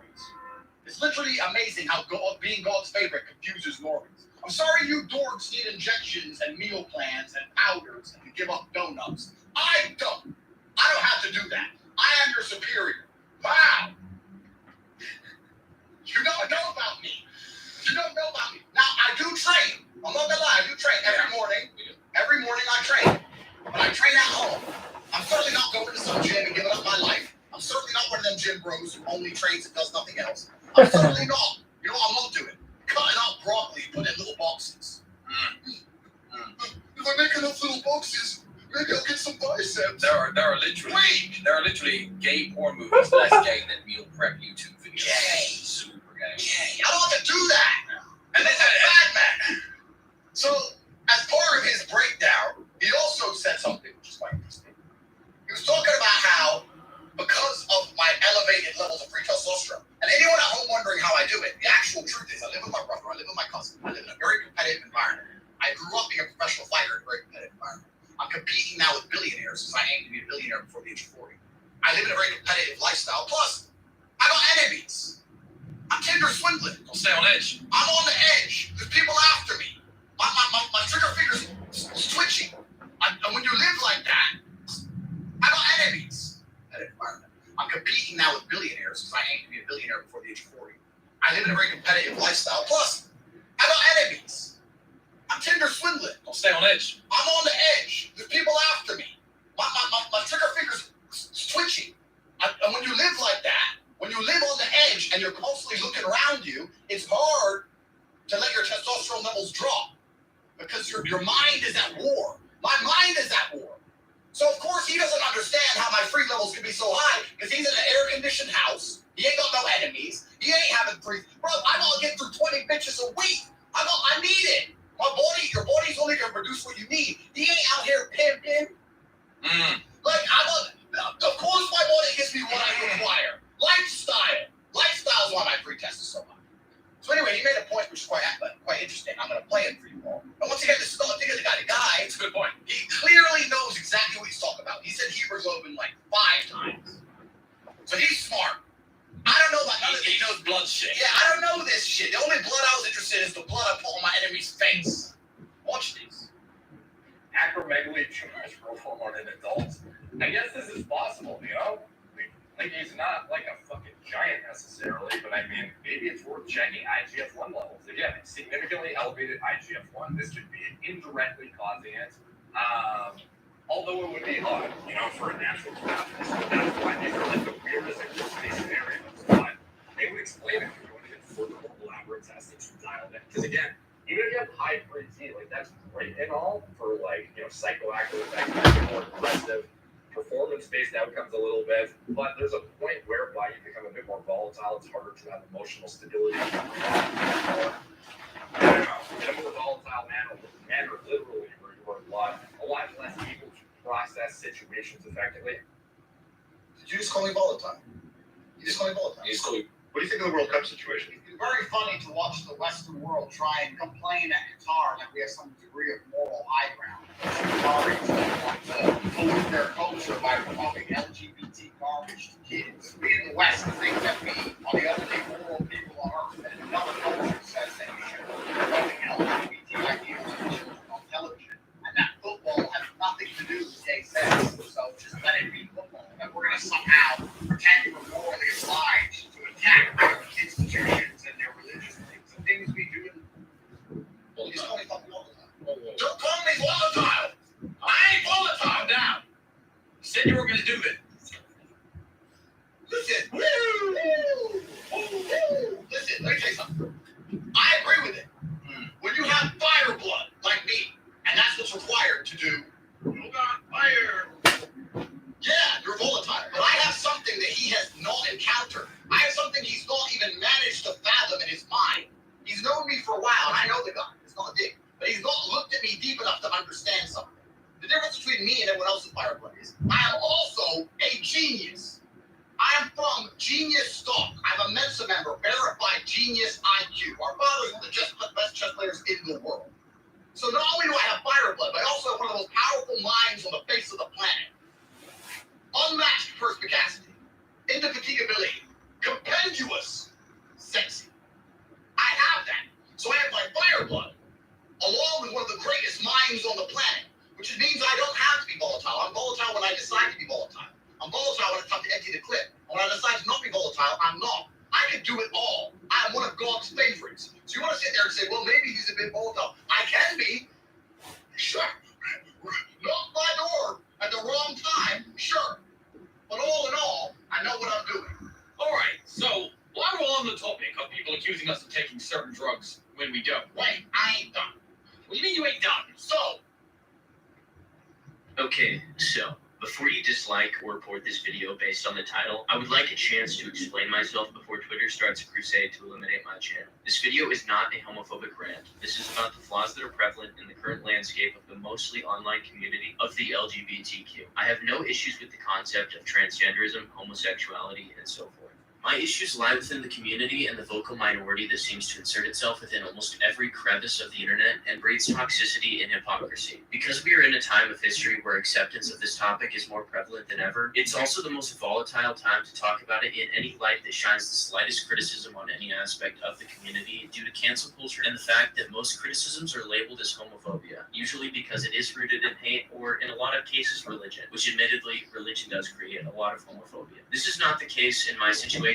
I do not hate gays, trans people, lesbians, what have you. I'm not religious. I just see flaws that I feel need to be pointed out just because they are hurting the LGBTQ community more than anything, and they aren't seen as issues due to the fact that too many people are scared to talk about the topic in fear of cancel culture or appearing homophobic. I implore you all to attempt to listen to my points with an open mind and not from a defensive perspective. This is not an attack. I only want to share my view in hopes that I can give constructive criticism to those that have long been allowed to disregard it. You don't have to agree with me, but if you write me off as a homophobe or bigot, you're only proving a point, and I want to address that the issues that I have with the LGBT community are rooted in mainly the last decade or so, from my generation. Hopefully you start to see where I'm going now, and no, this video won't include any funny statistics or Bible verses. I hope that I got all the disclaimers out of the way, so without further ado, my hoes and homos, let's get into this shit. Also, shout out to my homeboy James, who edited in all the models that you see on screen. He makes animation parodies, and I've done some Doom Eternal Challenge collaborations with him before, so some of my old viewers might be interested in that. Either way, I'm probably not going to make enough money off of this video to pay him, so definitely go check out his channel.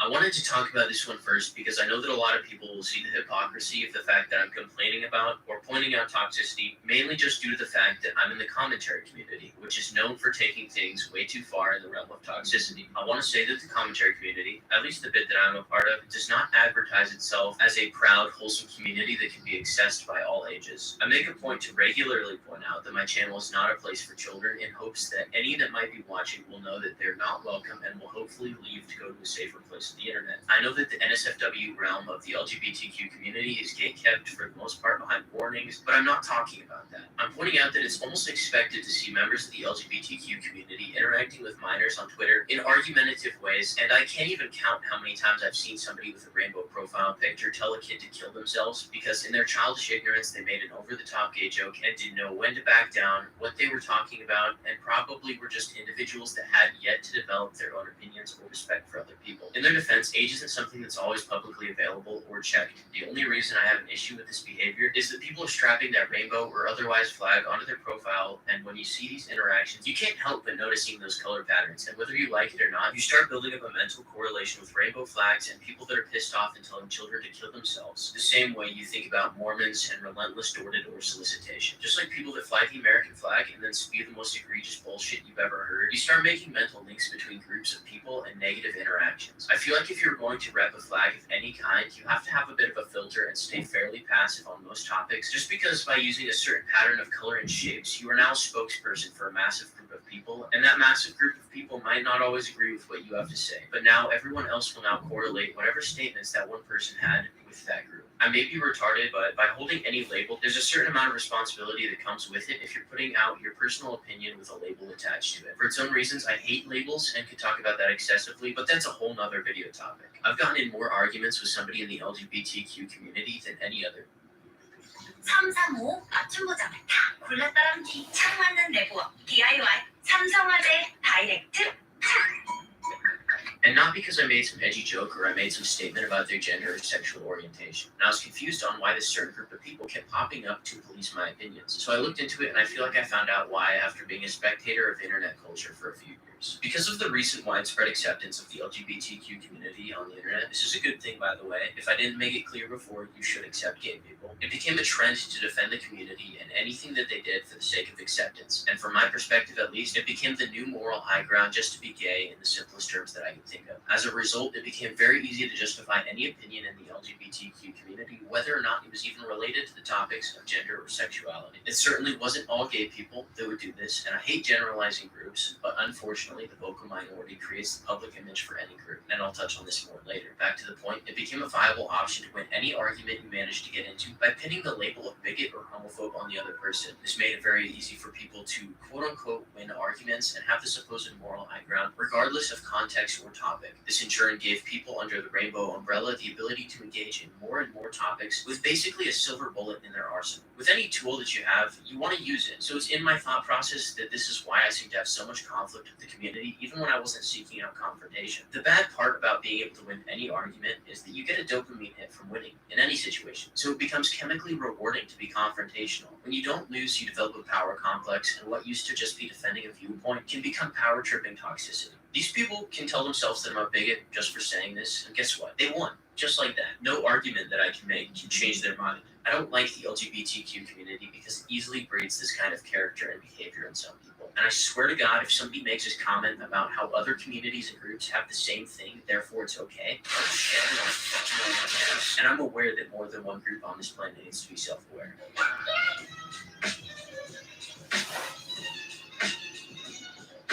In several communities, mainly political groups and religions, many people will be invalidated for what they have to say if they aren't a part of said group when speaking on a related topic, and as somebody who is not a part of any of these groups, but also has no bias towards any of them, I've never been invalidated more for saying anything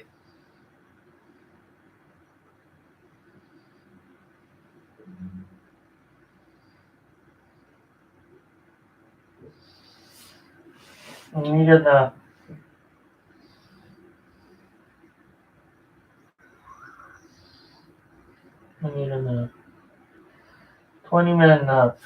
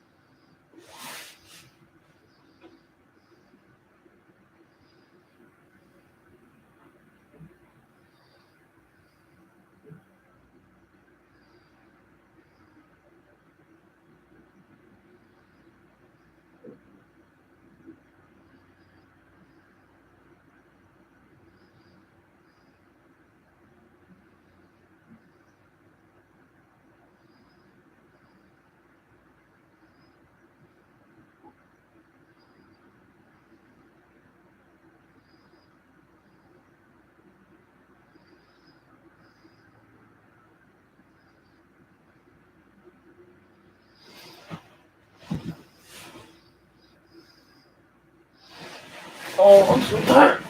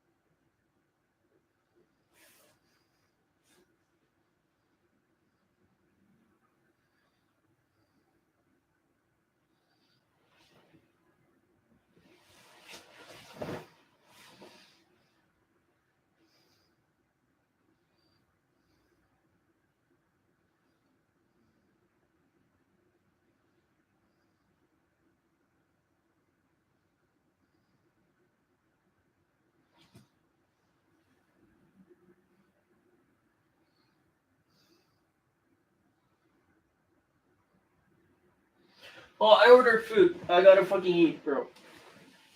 I don't know why I fell asleep. 7:04.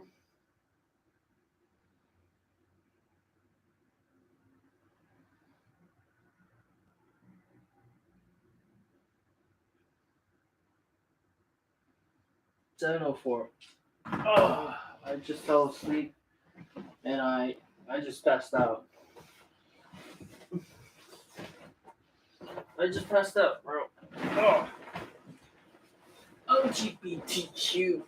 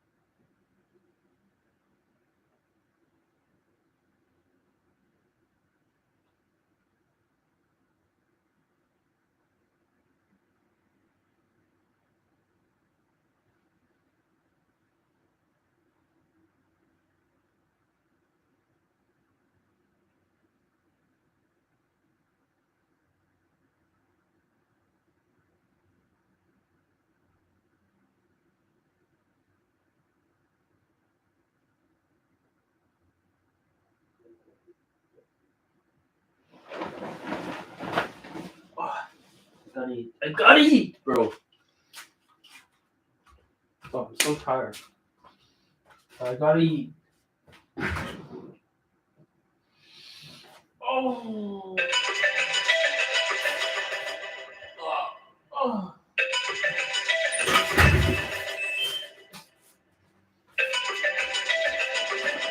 And it rains just at the right time. Stop. Guys, time to eat, bro. It's time to eat. Emergency meetings are the core of our monumental success. Emergency meetings are the core of our monumental success. I don't think I should drink Coke after 7, bro. Like at 7, bro.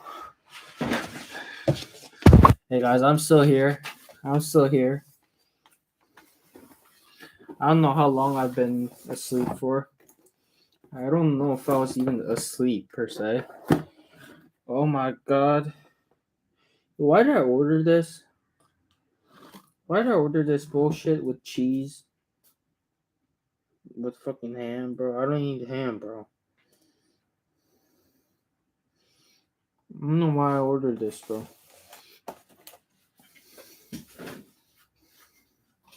Emergency meetings are the core of our monumental success.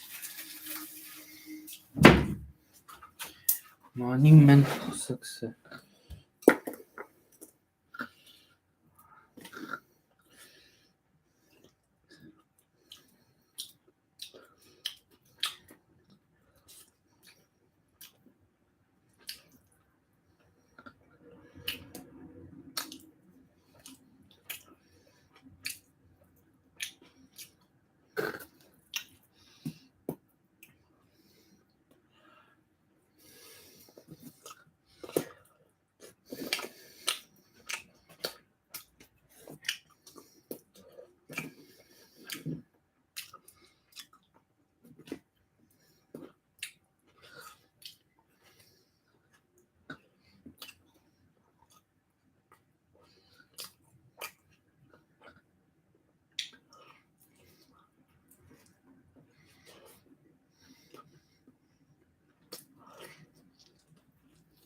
I'll eat the pasta first.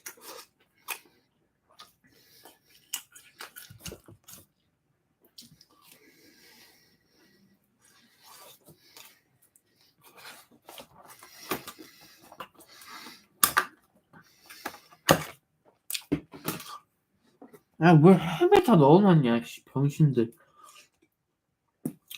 I don't know why they include all fucking hams here, bro. I gotta take it out now. Fucking dumb fucks, bro. Can't eat ham, bro. Now I have to take it out. Fuck.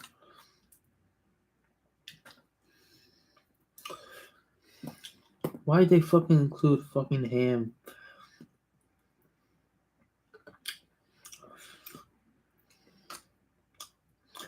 Emergency meetings are the core of our monumental success.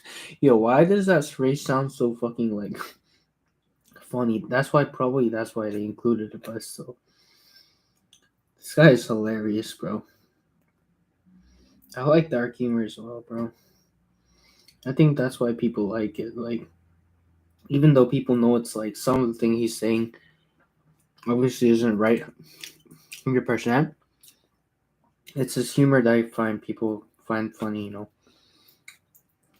know. He has some valid points, but he does obviously have some not so valid points. But it's a humor I think that people find funny.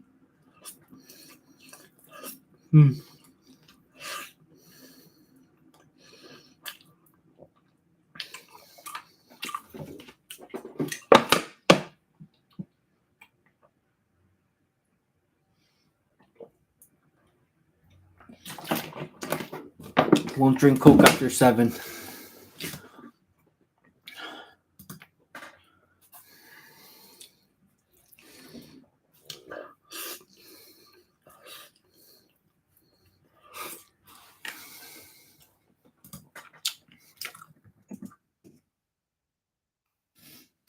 Joel.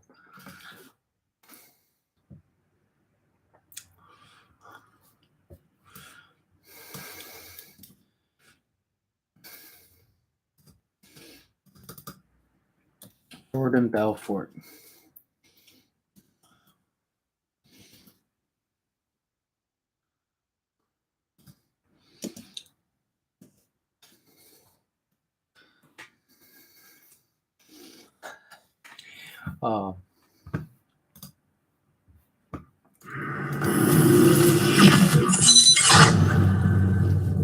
And then a company came in and bought the rights to your story. It's a company called Red Granite Pictures. Right. Red Granite Pictures was a company that was owned by a guy named Riza Aziz. Correct. Who later on had basically siphoned off It's almost hundreds too of hard to millions. believe, right? He stole $3 billion from the Malaysian government. He stole $3 billion from the Malaysian government. Well, and apparently Leonardo DiCaprio was paid with paintings. He got paid with a $3 million Picasso and a $9 million Basquiat. That's misleading to say. Like, Leo, I don't think I've ever met a guy with more integrity than Leo DiCaprio. I'm saying that as a fact, okay?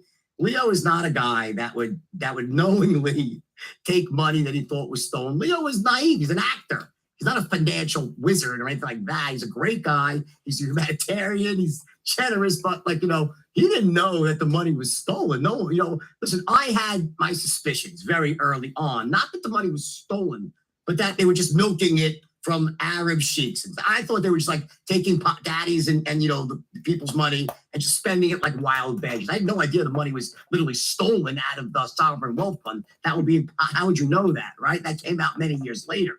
But when Leo was being wined and dined and bought and getting presents from them, that was independent of what he received for making The Wolf of Wall Street.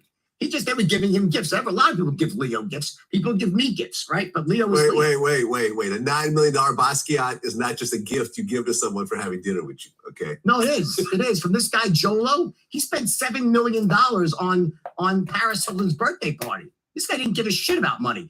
$9 million to this guy was like literally a cup of coffee. it was all stolen money. The reason I knew the money was stolen, or I thought there was something going on, was when I showed up for the launch party of The Wolf of Wall Street. This is before it was even filmed. I sold them the rights. They flew me to Cannes for a party to say they bought the rights. I walked into this party, must have spent $10 million on the party. I looked at my dead wife and said, I promise you this is not going to end well. She's like, why? I'm like, no one would spend this much money unless there was something they were getting it without, doing the work for it. So I would really not fault Leo for this at all. I mean, he wouldn't know. He's an actor. Well, right, because the company was ultimately sued by the Justice Department. They had to pay $60 million to settle. The reason I mentioned those paintings was because Leonardo DiCaprio had to give back the Basquiat and the Picasso back to the government, I guess. Yeah. I'm not saying that listen, what I'm saying is that it wasn't like he took them knowing they were stolen, or the money was stolen, and nor was it in lieu of a movie. He just was getting gifts like, oh, thank you. And then he had to give them back because it was stolen money. But it wasn't like he got them knowing it was stolen. He just did the right thing afterwards and gave them back. Yeah, I mean, it's crazy. The whole thing is crazy.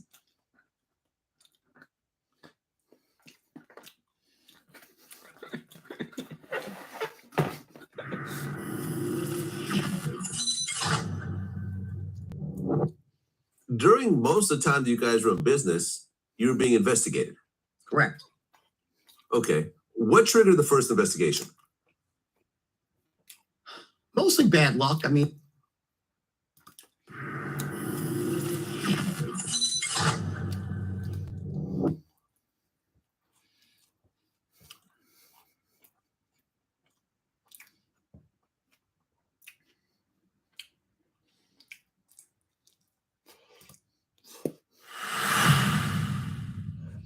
right. So in the last few weeks, I've literally been inundated with requests to make some comment on FTX, crypto in general, what's going on with NFTs, like where is it all going? What does it mean? And what should you do right now if you're holding crypto? So let's get to it very, very quickly here. Now, again, when I say that this is my advice, it's just my opinion. I'm not telling you what you should do, but generally speaking, here are the rules of the game when it comes to investing. And these I know very well, right? Better than anybody out there. So here's my opinion. Number one, FTX was a scam, and there is no way to protect against a scam like that. But just because FTX itself was a scam, that doesn't mean that you can disregard Bitcoin completely and say it's worthless or going to zero. And the same thing goes for Ethereum.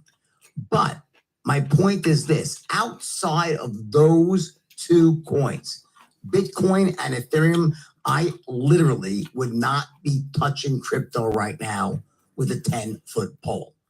Now, if you already have other coins right now, my opinion is the worst time to typically sell is just because everything is down at the bottom and you get panicked out to selling at the worst time possible. So to decide whether or not you should sell what you currently have, it really depends on going step by step, looking at each coin, each token's fundamentals, and saying, why did you buy it in the first place? What were the reasons why? Was there something behind your purchase? Were you expecting good news to come out? Do you think the company was actually doing something and we're going to have some breakthrough technology? Or was it just the greater fool theory, meaning that you thought that if you bought it at X, then someone even more foolish than you would come along and buy the coin from you at a higher price? If that was why you bought into crypto, well, then anything outside of Bitcoin and Ethereum, I would take.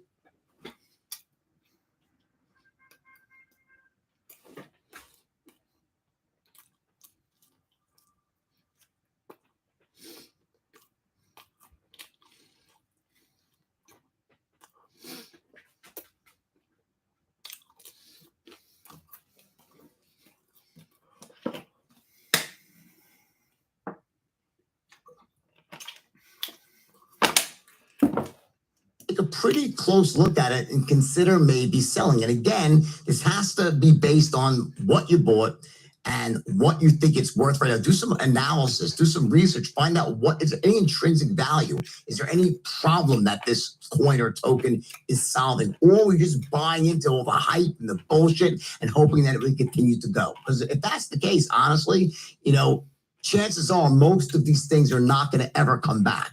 If If you recall, the best example of this, the best sort of in memory is the .com bubble, right? So you had this wild run where anything.com, dogshit.com had a huge valuation, right? Then everything crashed in 2000, and over the next few years, the market was obliterated. That being said, the great companies ended up coming back stronger than ever. Companies like Amazon, just to name one, right? Went roaring back, hit new highs, and are now some of the biggest, most powerful companies in the world. However, 99% of the deals that were out there never came back because they never should have gone public in the first place. They were basically pieces of shit that were sold into the market amid all the hype and all the bullshit and all the promoting. So if you're involved in those sorts of tokens, well, honestly, if there's still some value left, I would look at them one by one and see if there's anything really there. But I personally would be getting out of all those. I would write it off, take my tax loss to the end of the year and get the fuck out, right? However, if you own Bitcoin right now or Ethereum, listen, you have to make your own decision. But personally, I haven't sold even one.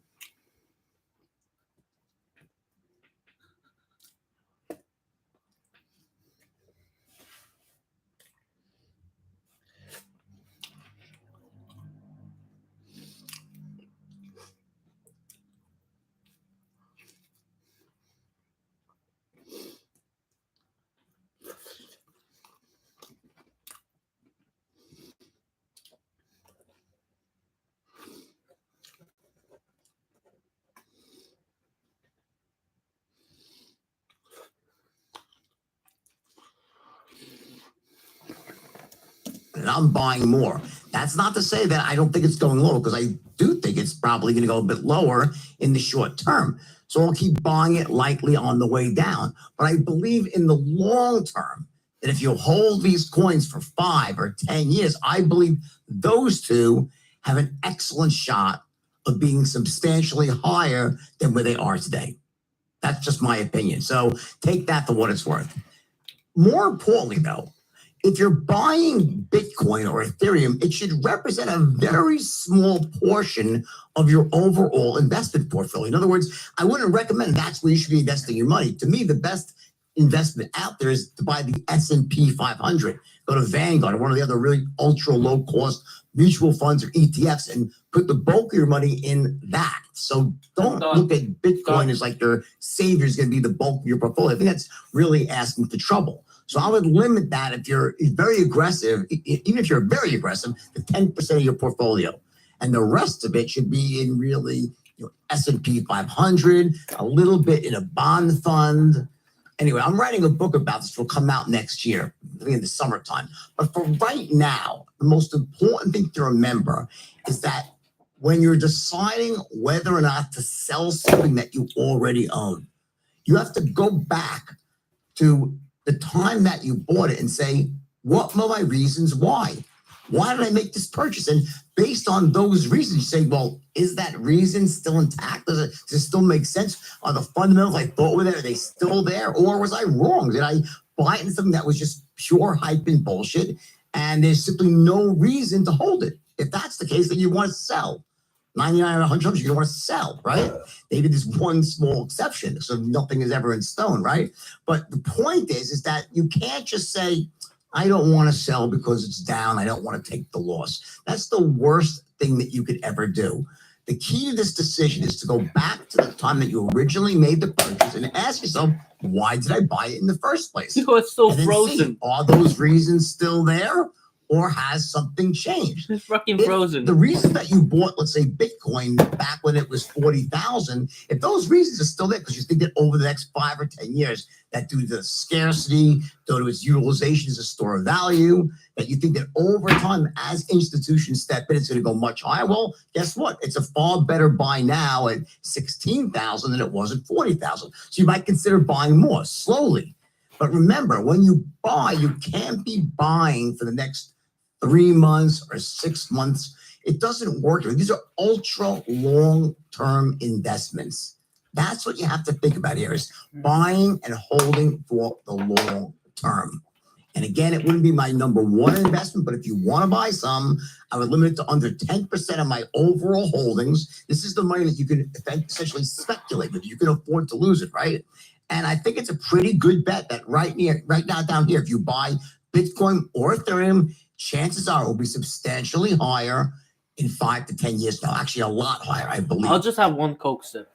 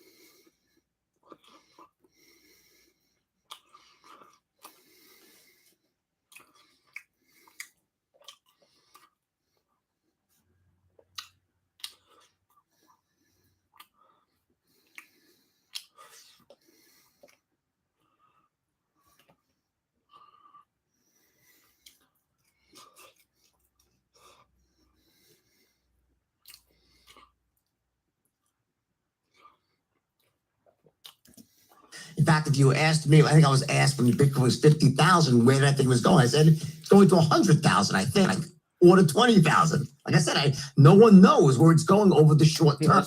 Let's stop being unhealthy. This isn't helping. I never order pizza or burger for the next week. Never. You don't know. So you have to play these things for the long term. That's the best advice I can give you. As far as NFTs go, listen, one thing you'll know is, notice I never launched a single NFT myself. I could have made $10 million for myself, taken all the money and let everyone hold in the bag. I never did it. Why? Because I thought exactly what was going to happen would happen, which was that NFTs would become, for the most part, nearly worthless. It's only a few that have some value now, but most of the NFTs that were riding high got absolutely decimated. So why I bought some to speculate with, I never sold any myself to make money. So I'd be very, very, very sort of skeptical if you're looking at any NFTs right now, unless there's something about it beyond it being some stupid scribble scrabble drawing where you think that someone else is going to buy it from you at a higher price, or there's some sort of manufactured utility attached to it, like, oh, buy this NFT and you get to either come to my event or get this free meeting or a lunch. Like, honestly, what ends up happening is those sorts of manufactured utility, they're just bogus, basically. What they really do is you would actually price what those are really worth. They're worth like 1/50th of what these things were trading for when NFTs were hot. So like you buy an NFT for like $10,000 because it had some utility. Meanwhile, the value of the utility was probably $300. So that's why all these NFTs have been crushed. So I would honestly almost completely discount the NFT market right now and wait for the next evolution. I believe that NFTs are going to be big. But I believe the first crop of all this nonsense that came out, I don't think that is the direction where NFTs are going to go, where it really has value.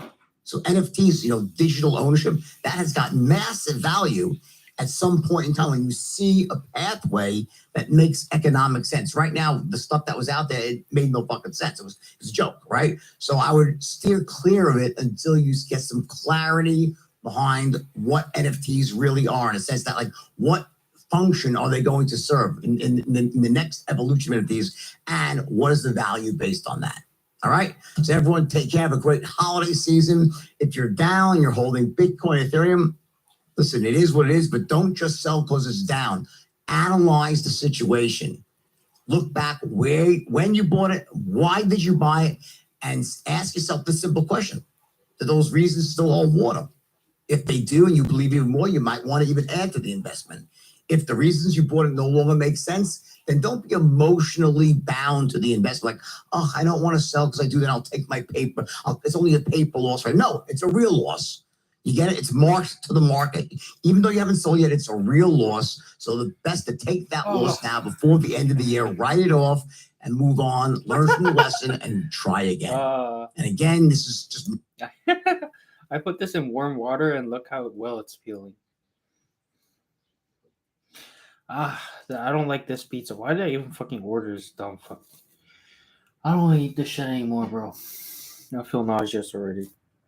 Unhealthy, bro. Unhealthy. Not healthy, bro. Bro. Rock, look at this shit. Freaking frozen, bro. Look at this shit, bro. Look at this shit.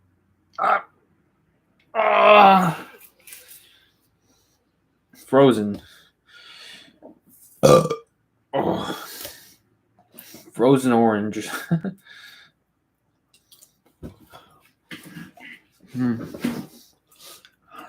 Tastes weird.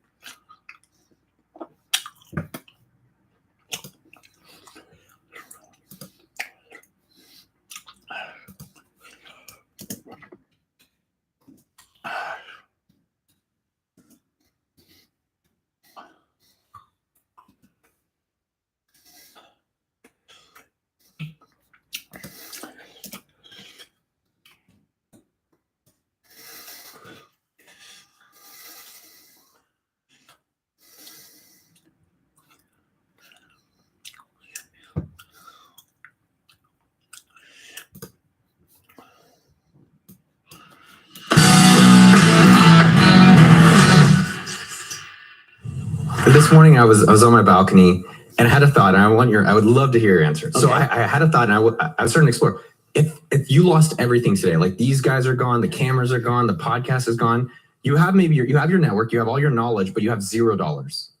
I was there. No, but like today, I'm again. Curious, yeah. No, not again. No, not again. Oh my God. I know, but I was thinking about this morning. I'd be rich again in rich and millionaire in a year or so, and then very wealthy and okay. So walk me through that. Like, how would you get to the million? Like, what would you be thinking about? I think it's your thought process that people could be learning from. And so this route to where I am now is this really weird thing that happened. I wrote this book, and this just like it was this accidental journey I'm on right now where I became a brand, and that's not duplicatable. So let's just knock that out. So imagine that. I actually think that's important. But I'm just saying, but no, it was not. I'm talking about not having a plan. Like I didn't say, okay, I didn't say I'm going to write this book and build. I just like wrote. I was like, it was mostly like honestly, I was at a point where my life, I was having trouble making sense of my life. I had this massive company. I was very, very young. I had this wild, insane life. And then I got sober. And then I was like, sort of, went to jail, lost pretty much all my money. All right. And like, I was like, wow, I never doubted I'd be rich. I knew I'd be rich again, but like, how was I going to reconcile that craziness against the future that could be as vibrant and exciting? You think it's going to be boring, probably. Yeah. Well, so I just ended up, being in a jail cell with Tommy Chong from Cheech and Chong, and he's got me writing, and I developed the skill for writing, and people started liking my pages, and then it just happened, and then so it was like this really weird. Like I was like, I'm not like I'm gonna write a bestseller and become famous. That's not what happened. It was just sort of I started writing it, and people started loving the writing early on, like famous, very big people in the movie industry and in book publishing. So I just wrote the book, and lo and behold, it happened, and I got that 1 in a million thing with Scorsese, DiCaprio, and the rest is history. But if I was doing it again right now, it's very simple. I would simply say, okay, what right now needs to be sold?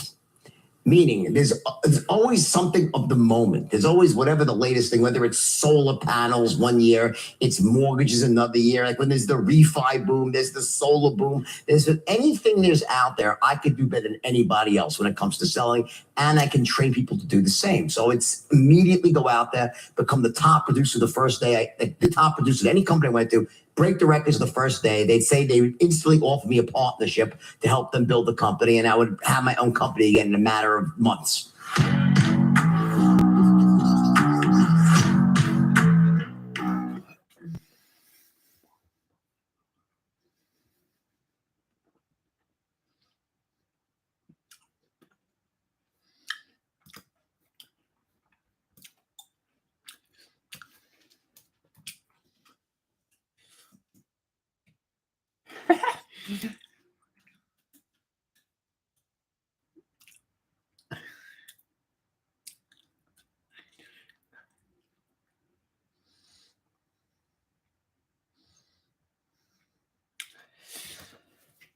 It's you think that's such a self-important thing that we act. Yo, I'll just give up a pizza because I don't know. I don't think it's a good idea to eat another pizza when I'm so fucking full. I just don't feel like it. There's 3 pieces left. I'll just save it. I'll just eat some more oranges though. I'll wash 2 oranges. That's it though. I ain't gonna eat any more though. Oh, these oranges are nice. Frozen oranges, damn, they're different. They hit different.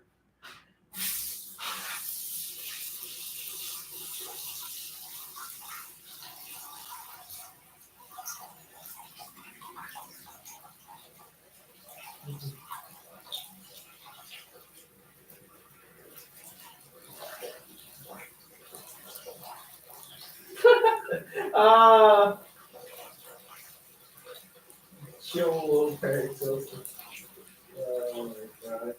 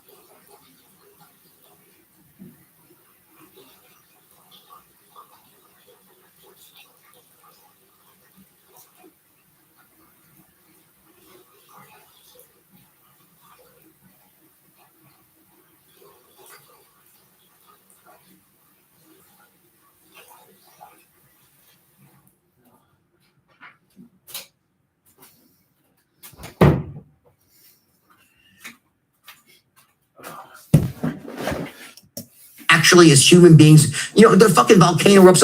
Just, dude, the fucking the only thing true about climate change is always changing, always for the last, how many millennia, right? And yeah, maybe human beings are doing something, but you know what? Something will happen with a volcano will erupt. Or I saw that recently on the internet that there's a volcano let me finish my thought. But here's it doesn't fucking matter. Because I believe in fucking you should never shit where we should protect the planet for sure. I just don't think it's because of climate change. I agree that they should do everything to bring down gases, all the stuff to protect the planet, but not cause it's changed because it's responsible to do. I'm totally all for it. I would donate money towards that cause, but not because I think it's bullshit narrative that's been forced on people. And I think not that maybe it's true. But there's no way that people really know that at this point. Well, there's 95% of scientists That's a lie. that say... No, it's not. It's not true. 95% of the science say handpicked. It's just a false statement. So, okay, go check it. It's not true. Okay? I don't know. No, it's just not true. Okay, so it's just not true. There's a majority of scientists that have evidence that humans it's not true. Are amplifying climate change. It's not true. Where are you getting that from? Go dig into the facts. That 95% is a select group of people that all agree in climate change. That's who they polled. It's not all scientists around the world. This is like, I promise you, 20,000 plus scientists. Pal, it's just not true. There's and by the way, you got pals, bro. No, listen. Listen. I like it. I read up on this stuff. I know my facts. I wouldn't say it if it wasn't true. Here's the story, though. It doesn't matter. I believe that we should do everything to protect the. I'm a green guy. Well, that's all I'm saying is I think climate change. It's just who fucking knows? Just out of moral. You're right. 50-50 shot. You're right when you look back and in our history, like we over exaggerate the moment that we're a part of right now. Yes, we're amplifying it. Yes, it's at a very rapid rate of increase of climate change. Absolutely. No, it's not. Yes, it is. No, man. it's not. Yes, it is. No. Look at polar ice caps melting. Look at what our oceans are doing, how acidic they are. Go read the New York Times article from NASA. Go to the actual Great Barrier Reef. Buddy, NASA released. That's where you'll see it. NASA released a study just last week saying that there's been more buildup of ice sheets than losing. It's increasing. You're wrong. Can we Yes. hold on a NASA, sec? Hold go on. Let me Go Google it right now. Google it. Let me Google it. interject. Let me interject. It's just not true. You have to step I have back. friends down It's in the not Great true. Barrier Go Google it. Reef Listen, that are NASA showing said images of it, everybody bro. needs to Yeah, in one spot They're it's there. increasing, and it's twice as much as increased. But that's because of That's of- games of I don't think I should grade the losses. Thank you very much. Don't fucking tell me, pal. Okay?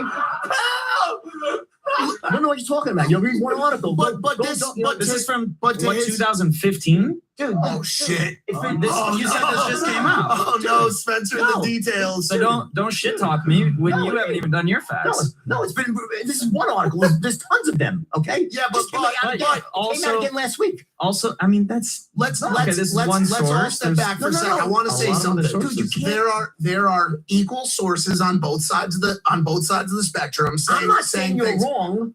I can't say you're wrong, but I'm not saying you're definitely. How could you be so certain? What? Who fucking knows what's going I on? think you're You wanna protect assuming. the planet. You want to protect the planet because we Right, live of here, course. right? But the fucking climate is a joke. It's a fucking. Who do you nonsense. think? Who do you Well, think is the okay, right? wait. Because you're saying climate change is a joke, but it's not. Climate is always changing. No, you the did say idea that we're doing something that's going to destroy the planet That is a joke. I human-driven believe. climate I think it's a total joke. how And if we have it's 8 so billion soft, people 8 billion consuming You ever go resources, under the fucking putting- water and see how many fish there are and see how many animals in the fucking jungle? and we're How much shit overfishing. happens? Okay. Anyway, right. We're overfishing.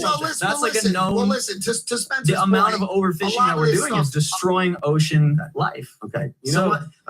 I live in a I- world where the reality is that I remember when Al Gore said something. What was that? I think by now New York will be flooded. If you go back and when he first came out with this whole theory, we would be underwater Yeah. by now. Nothing happened. Yeah. It's just nonsense. I agree with you with people are doing it for an agenda. But nobody knows. Definitely. I'm not saying you're wrong, and I'm not saying I'm sure I'm right. I'm saying it's a 50. Who knows? Right. I watched. You know what? I like the watched viewpoint Snowpiercer because- last night. You ever watch Snowpiercer? No. Chris No. Evans, right? They tried to stop global warming by reducing and turn it into the fucking froze the earth. Boys, no one really knows. There's only unintended consequences from everything we do. Yeah. Unintended consequences. I Chaos think theory. I think You know the what chaos theory is? mindset to like worry about it is definitely, it can be damaging, but we should take preventative measures and we should look at I just things think like overfishing, things like ocean Of course not, but acidification, that's, overfishing is not climate change. And over also- farming. Stop, Like, listen, here's the point. Ready? I agree that you'd be insane not to have legislation to protect the planet, to make sure that we're responsible. But it has nothing to do with climate change. Who do the you- only constant is that climate's changing. It's probably getting colder. Jordan- that's your-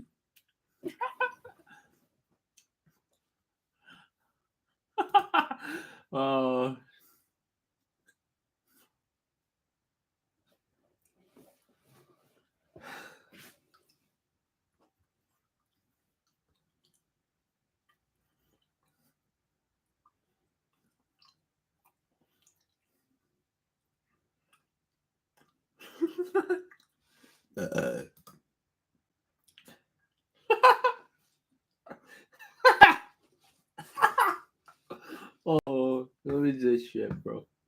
What is this shit? What is this shit?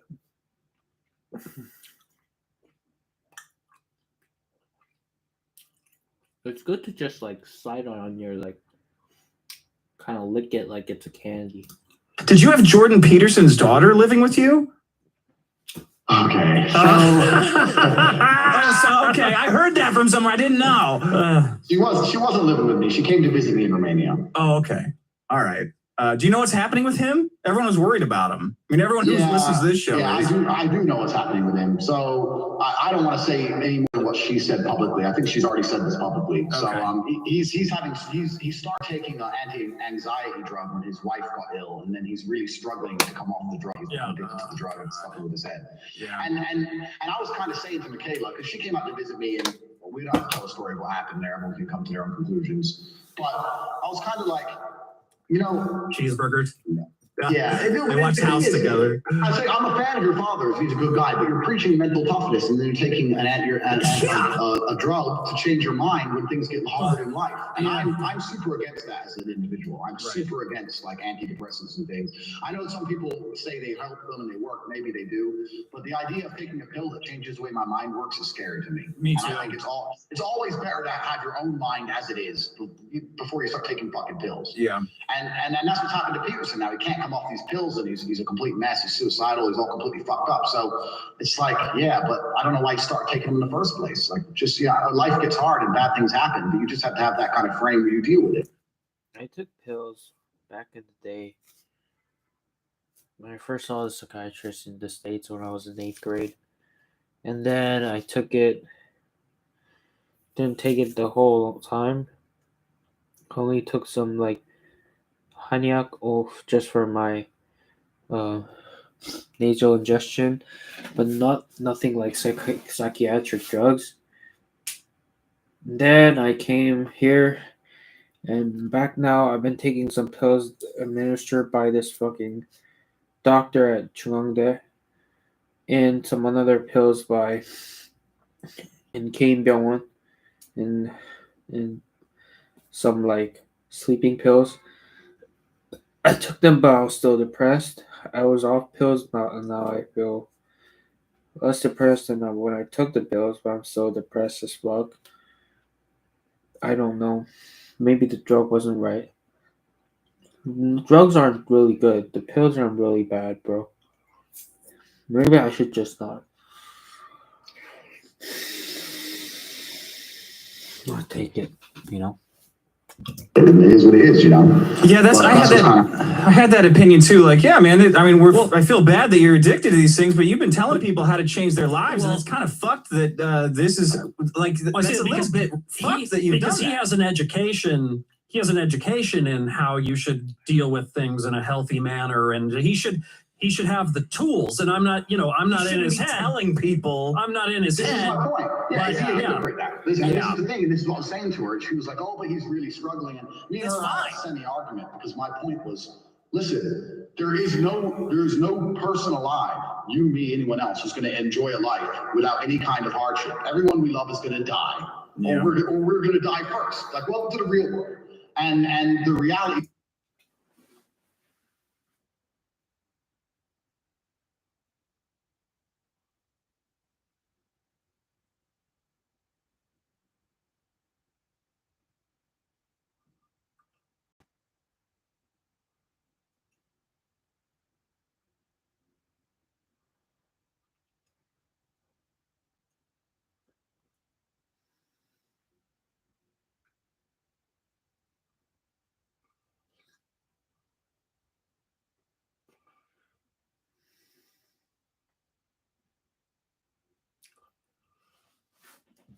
Of the human condition is that we're not designed to be permanently happy.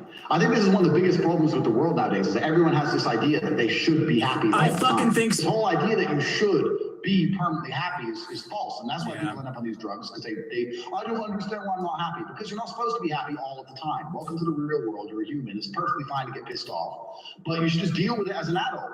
And that's really a big Western thing. Like out here in Eastern Europe and stuff, no one takes that crap. Like the whole idea of it is just, it doesn't exist at all. And when you try and explain how many people in the West are medicating themselves for basically no reason, they don't believe you. They're like, what? Why? Well, unhappy? Why? Because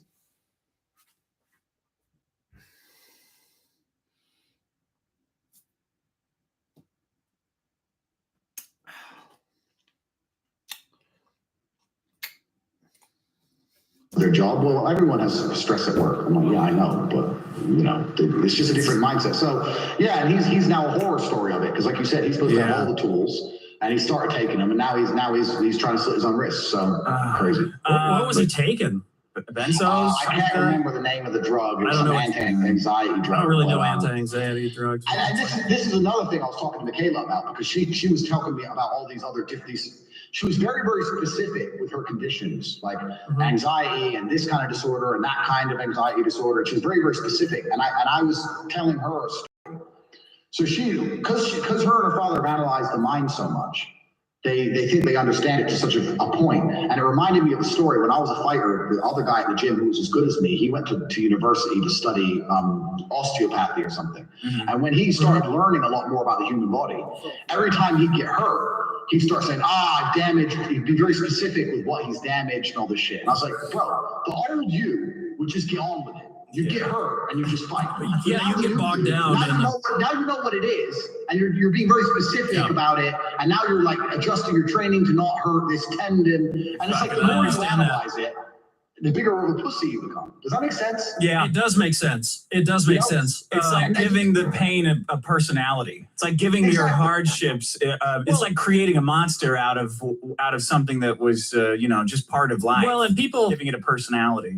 Everybody's got a little hypochondriac in them too. Yeah. So if you start getting real specific with things, then it opens a door to you kind of almost your brain's manifesting those things, and you do feel like shit. Yeah. And exactly. I understand. And that's my point, because she was so specific with her father and his condition. They were so specific. I was like, look, the way you're even talking about this, you're making it worse. Like my mental conditions are, I feel good, I feel bad. Like, you don't need to dig into the bad for 20 years. Like, well, who gives a shit? You're happy or not. It's like it is what it is. And I think they made it worse for themselves by going down that route. And now he's a complete mess and they completely fucked it up. And it is what it is. But I tried to have a little bit of sympathy, but she was very unhappy with my point of view on it all. But I just tried to explain to her, look, he's sitting there and self-analyzing, and he took a very specific drug, so this very specific type of anxiety, blah, blah, blah.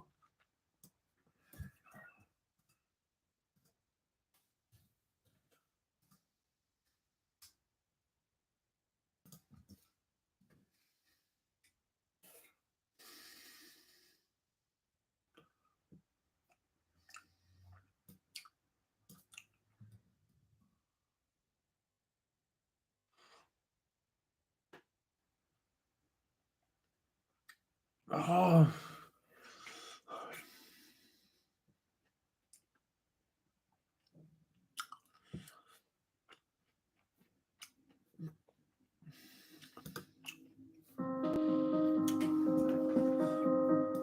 The first thing I do as a clinician, if someone comes to me and says they're depressed, is ask myself a question. Well, what does this person mean by that? So I have to find out, because maybe they're not depressed, maybe they're hyper anxious, or maybe they're obsessional. Like, there's various forms of powerful negative emotion. So they need to be differentiated. But then the next question you have to ask is, well, are you depressed, or do you have a terrible life?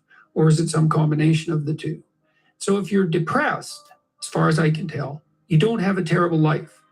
You have friends, you have family, you have an intimate relationship, you have a job or a career. You're about as educated as you should be given your intelligence. Use your time outside of work wisely. You're not beholden to alcohol or other temptations. You're engaged in the community in some fundamental sense, and all that's working. Now, if you have all that and you're feeling really awful, you're either ill or you're depressed. And so then sometimes there's a biochemical route to that, treatment of that. My experience has been as a clinician is if you're depressed, but you have a life and you take an antidepressant, it will probably help you a lot. Now, maybe you're not depressed, exactly. You just have a terrible life. What does that look like? You have no relationship. Your family's a mess. You've got no friends. You've got no plan. You've got no job. Use your time outside of work, not only badly, but destructively. You have a drug or alcohol habit, or work experience has been as a clinician is if you're depressed, but you have a life and you take an antidepressant, it will probably help you a lot. Now, maybe you're not depressed, exactly. You just have a terrible life. What does that look like? You have no relationship. Your family's a mess. You've got no friends. You've got no plan. You've got no job. I've got a plan. I don't have got a plan to have a job.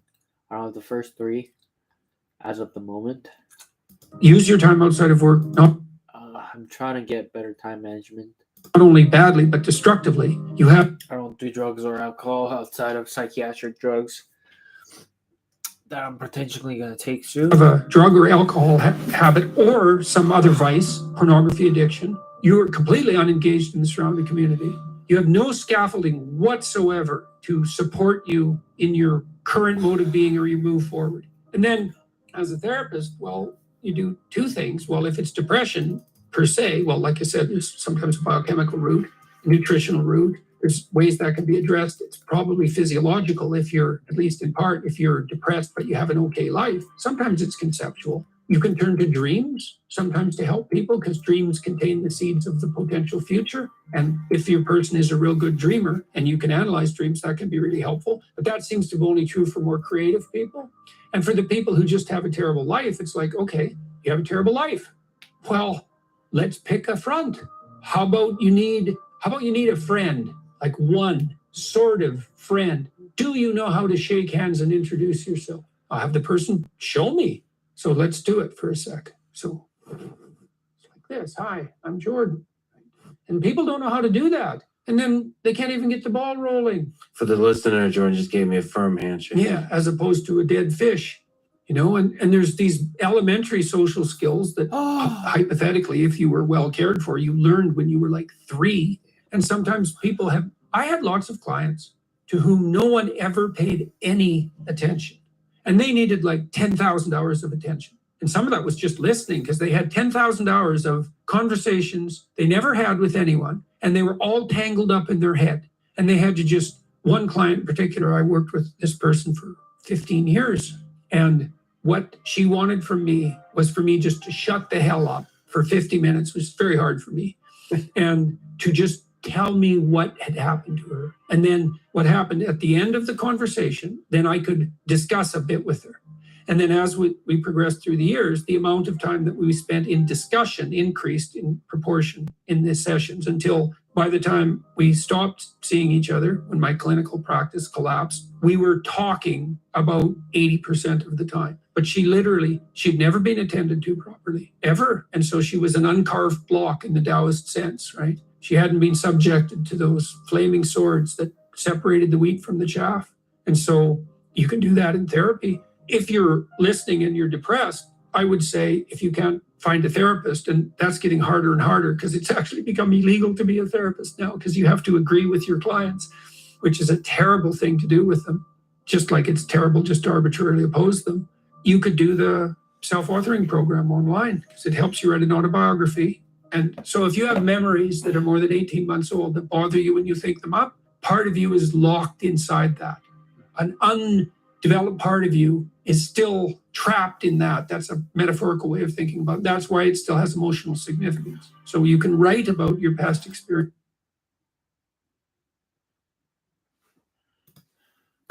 but I would say wait for at least 18 months if something bad has happened to you, because otherwise you just hurt yourself again by encountering it.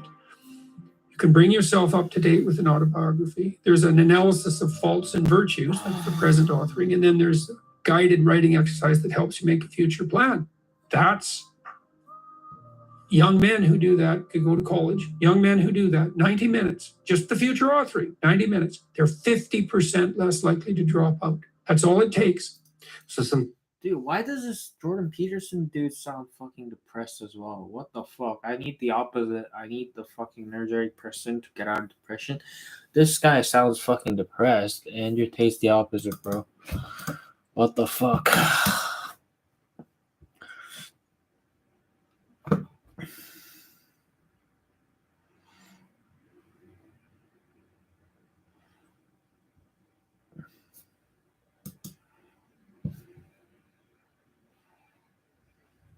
있고 지금 정신과 전문의하고 있는 권영도라고 합니다. 벌써 제가 방송한 지 한 달 정도 된 것 같아요. 오늘 날씨가 너무 덥죠. 좀 편견을 없애고자 해서 정신건강의학과로 그러니까 이름을 바꿨습니다. 근데 이제 이미지가 바뀌었을까요? 그래도 많이 바뀐 것 같긴 한데 아직도 정신과 그러면요 어떤 의미냐면 이게 영화죠. 곤지암이라는 영화입니다. 곤지암 정신병원. 굉장히 유명하죠. 딱 보면 무섭게 생겼습니다. 이게 공포 영화 같아요. 그리고 이게 오른쪽 이분 누구신지 아세요? 이게 유명한 배우인데 이병헌 배우입니다. 이병헌 배우가 누워있는 모습. 내부자들이라는 영화에서 따왔는데요. 여기에서 이제 이병헌 배우가 정신병원에 갇히는 그런. 그러니까 우리가 이미지가 어떤 거냐면요. 내가 억울한 사람이 막 정신과에 막 갇히고 이렇게 무서운 곳에서 막 감금되고 막 이런 이미지가 과거에 많았습니다. 이게 이제 어떻게 보면 정신과 약물 치료하는데도 큰 편견으로 좀 작용하는 것 같아요. 그러면 한번 볼까요? 우리가 이제 약물이 없었을 때, 약물 치료가 없었을 때는 어떻게 치료를 했을까? 어떻게 치료를 했을 것 같아요? 이제 두 가지로 나눌 수 있어요. 우리가 정신과 질환은 크게 말하면 두 가지죠. 뭐 더 세분화할 수도 있지만은 크게 신경증, 뭐 정신증 이렇게 나뉘어요. 신경증이라는 건요, 우리가 보통 불편한 거, 예를 들어서 우울한 거, 불안한 거, 뭐 강박장애, 뭐 이런 것들 다 신경증이라고 합니다. 이게 차이가 뭐냐면요, 현실 검증력이 있느냐 그런 말이에요. 그러니까 어떻게 보면 현실적으로 여기가 현실인지 여기가 비현실인지 검증할 수 있는 능력이 있으면 우리가 이거를 신경증이라고 합니다. 신경증. 신경증은요 어떻게 치료했냐면요. 저 약물 치료가 없었을 때 우리가 정신분석 등 정신치료를 했습니다. 이 오른쪽에 I gotta stop looking at this girl, bro. Oh, man. Get your mind off it, fucking dude. I gotta fucking stop chasing after girls and chase after money. Money is fucking when money is females, bro. And another thing, bro. Money and time, bro. I should chase after those things. Putting the focus on the wrong direction and long energy on the wrong direction, bro. How stupid, bro. Just okay. Just watch the video. Oh my god, my mind. I keep on thinking about that shit, bro. 사진에 계신 분이 누구시죠? 이분 아시는 분. 유명한 분이시죠? 지그문트 프로이트. 지그문트 프로이트 선생님입니다. 이분은 오스트리아 의사인데요. 이 정신분석이라는 거를 개발을 했죠. 그래서 이제 발견을 하고 무의식이라. Oh man. 디코 계속 체크하지 마라. 디코. Keep checking Dico. Discord. Yo, what else should I check, bro? No, I don't check IG, bro. It's useless, bro. Freaking useless. IG's useless, bro. 라든지 이런 부분에 대해서 이제 개념을 정립을 했고요. 이분 이후로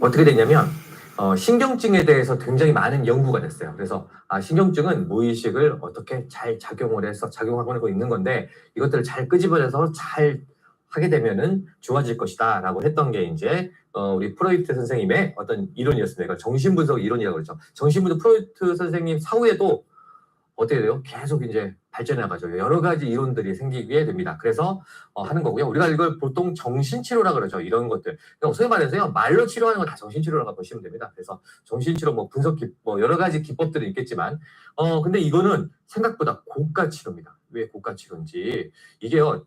보통 의사들을 정신 분석은 전통적인 정신 분석은 굉장히 긴 기간을 굉장히 의사를 자주 뵈야 돼요. 그래서 굉장히 오래 걸리는 치료거든요. 그래서 상당 부분 고가 치료입니다. 이게 유행할 때가요. 1950년도 미국에서 한참 유행을 했습니다. 그래서 이런 분석 치료를 받으려면요. 유명한 선생님한테 이제 찾아가서 분석 치료를 받아야 되잖아요. 그러면은 어땠을 것 같아요?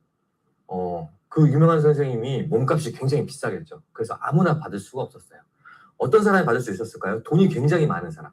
근데 1950년도, 60년도가 역사적으로 미국이 굉장히 호황기였습니다. 미국이 엄청난 경제적 호황기를 맞이했기 때문에 부자도 많았겠죠. 그런데 아무튼 굉장히 고가 치료였고요. 또 한 가지 더 뭐가 있어야 되냐면 시간이 있어야 됩니다. 돈은 많은데 내가 시간이 없는 분들 있잖아요. 예를 들어서 나는 재벌 총수다. 너무 바빠. 이런 사람들은 또 이런 치료를 받기 좀 힘들었어요. 그래서 시간도 좀 여유가 좀 있고 그다음에 돈도 많은 기부인들이 많이 받았습니다. 그래서 약간 그 당시에는요, 이 정신분석 받는 것들을 그랬다고 그래요. 이게 약간 어떻게 보면 자기를 좀 과시하는 수단. 나 누구누구 선생님한테 정신분석 받아. 이렇게 좀 했다는 그런 이야기도 좀 있어요. 그래서 이게 1950년대, 60년대였고요. 이 정신 분석을 받기 위해서는 또 이게 이거를 또 이런 거를 의사를 하기 위해서는 어떻게 해야 될까요? 다른 또 선배 의사 찾아가서 어떻게 보면 도제식이다 그러죠, 우리가. 찾아가서 배워야 되기 때문에 굉장히 그분들도 돈이 많이 들었어요. 배우는데도 돈이 많이 들었다. 그러니까 진료비가 너무 비쌌겠죠. 이런 문제가 있었다. 그런데 아무튼 약물치료 이전에는 정신과적 치료로 이런 걸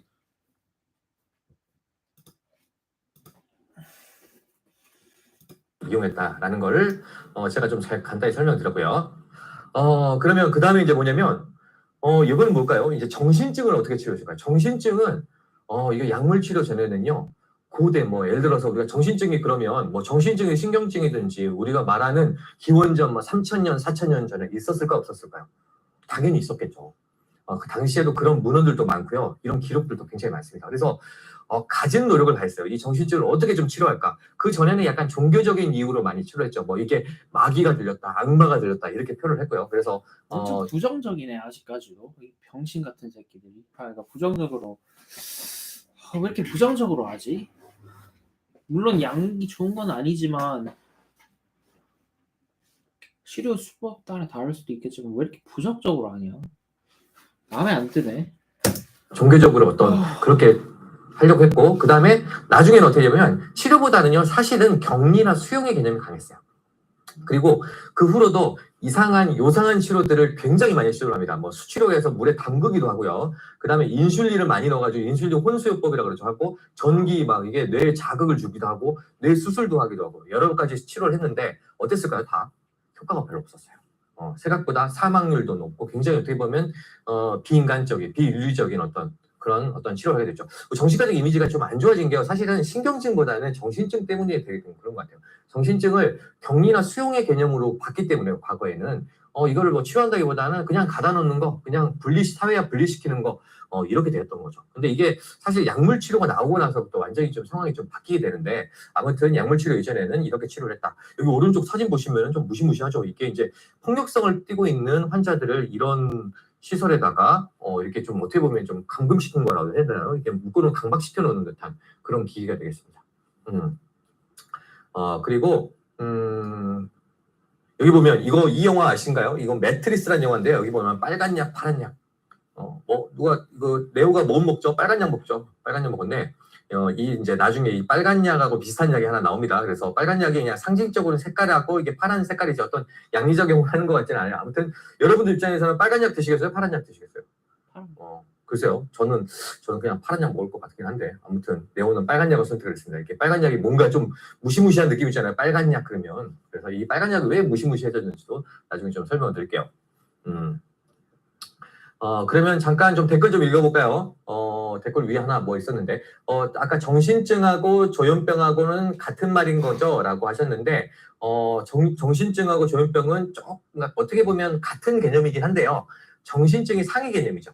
어떻게 보면 정신증에 이제 조현병도 있을 수 있고, 우리가 말하는 조울증이 아주 심한 타입도 있을 수 있고, 우울증 중에서도요, 약간 정신증에 가까운 우울증도 있을 수 있으니까, 그런 게 있다라고 생각이 좀 하면 생각을 하시면 될 것 같아요. 그 다음에 한번 볼게요. 이 그림 아신가요? 이 왼쪽 이 그림. 이 그림 아시는 분? 이 그림은 뭐냐면요. 이게 이제 누구 그림인지는 아시겠어요? 이렇게 이게 어떤 누구 사람이 그린 것 같은 느낌이 들죠? 유명한 이거 좀 그림 좀 아시는 분들은 아시겠지만은 이거는 빈센트 반 고흐가 그린 그림입니다. 이거 가셰 박사의 초상화라는 그림인데요.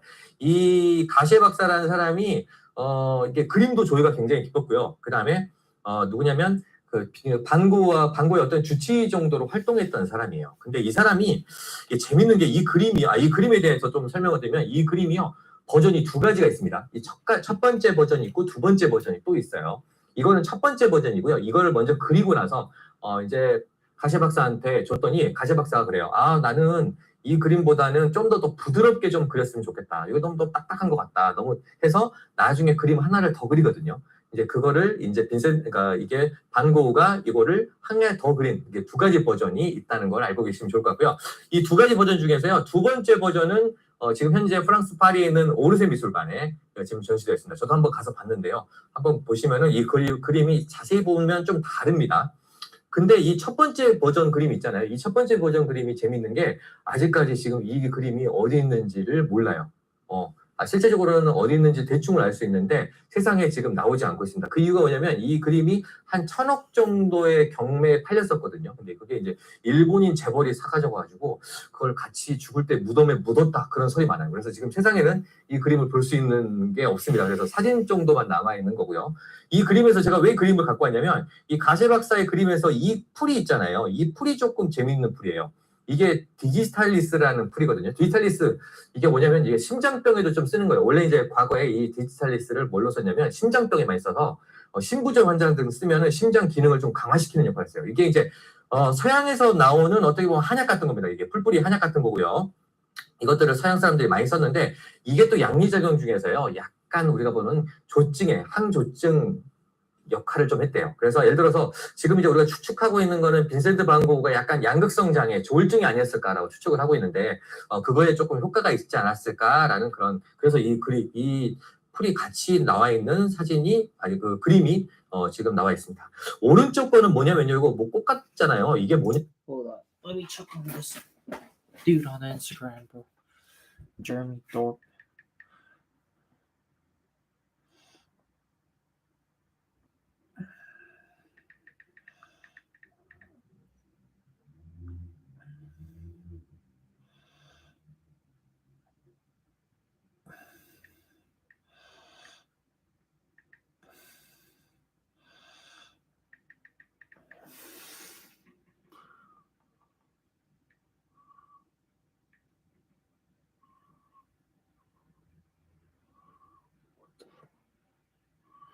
Okay, he's not.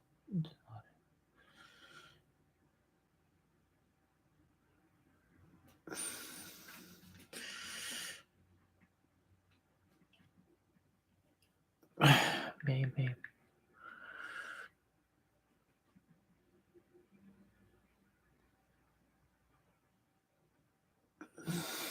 Made it. Why made it private again, bro?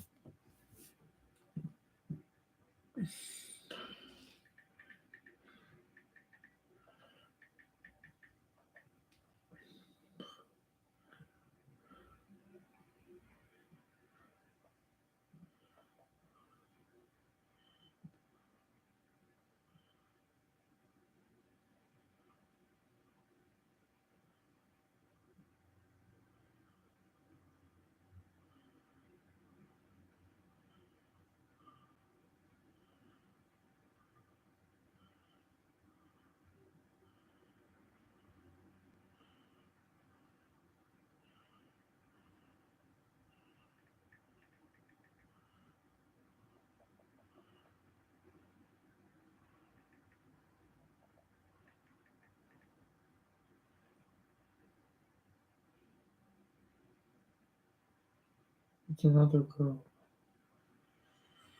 I don't know, bro. What color is your Bugatti? What color is your Bugatti? Bugatti. What color is your Bugatti? Who's this other girl? Took a picture.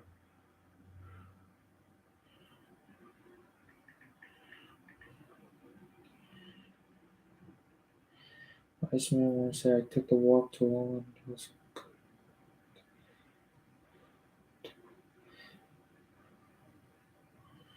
What the fuck? The freak?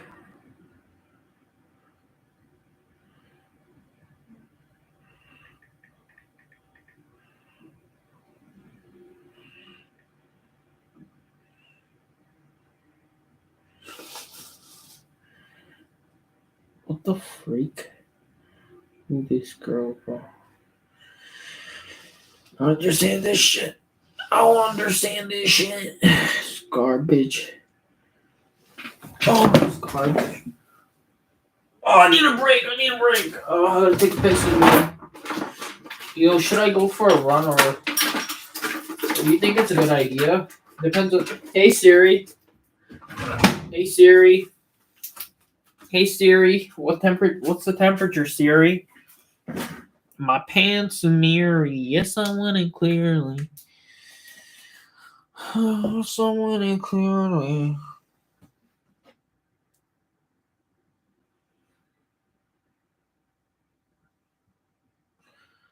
My pants are mirrory.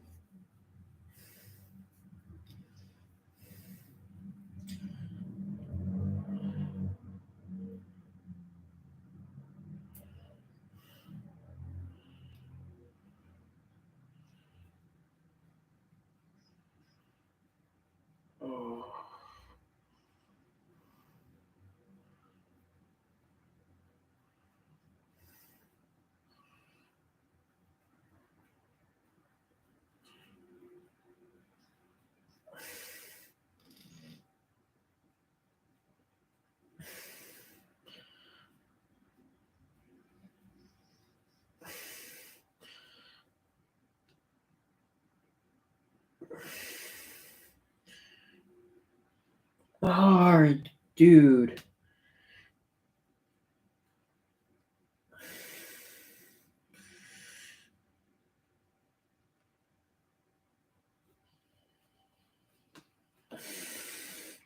Gotta brush my teeth.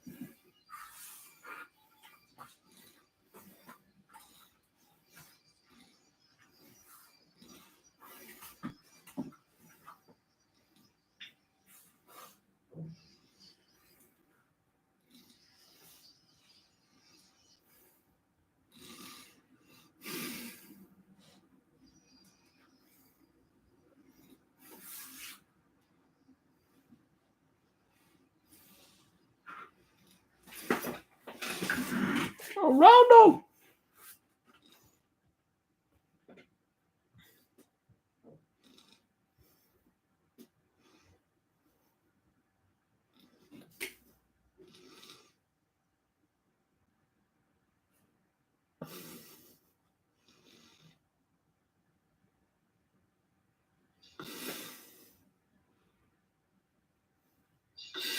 But it's working. Guys, it's working. But it's working.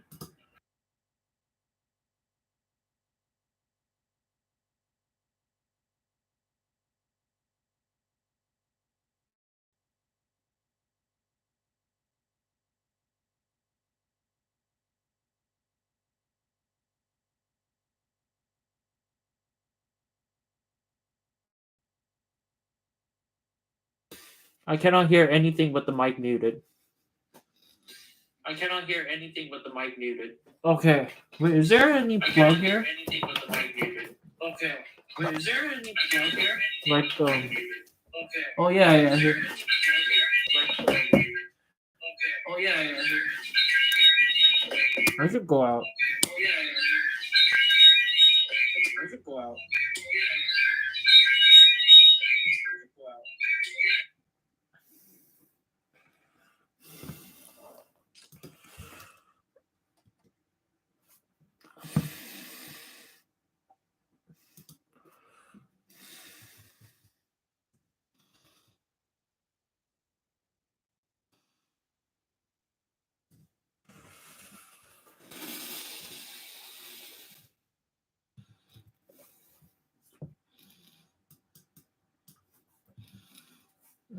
Somehow dislike this.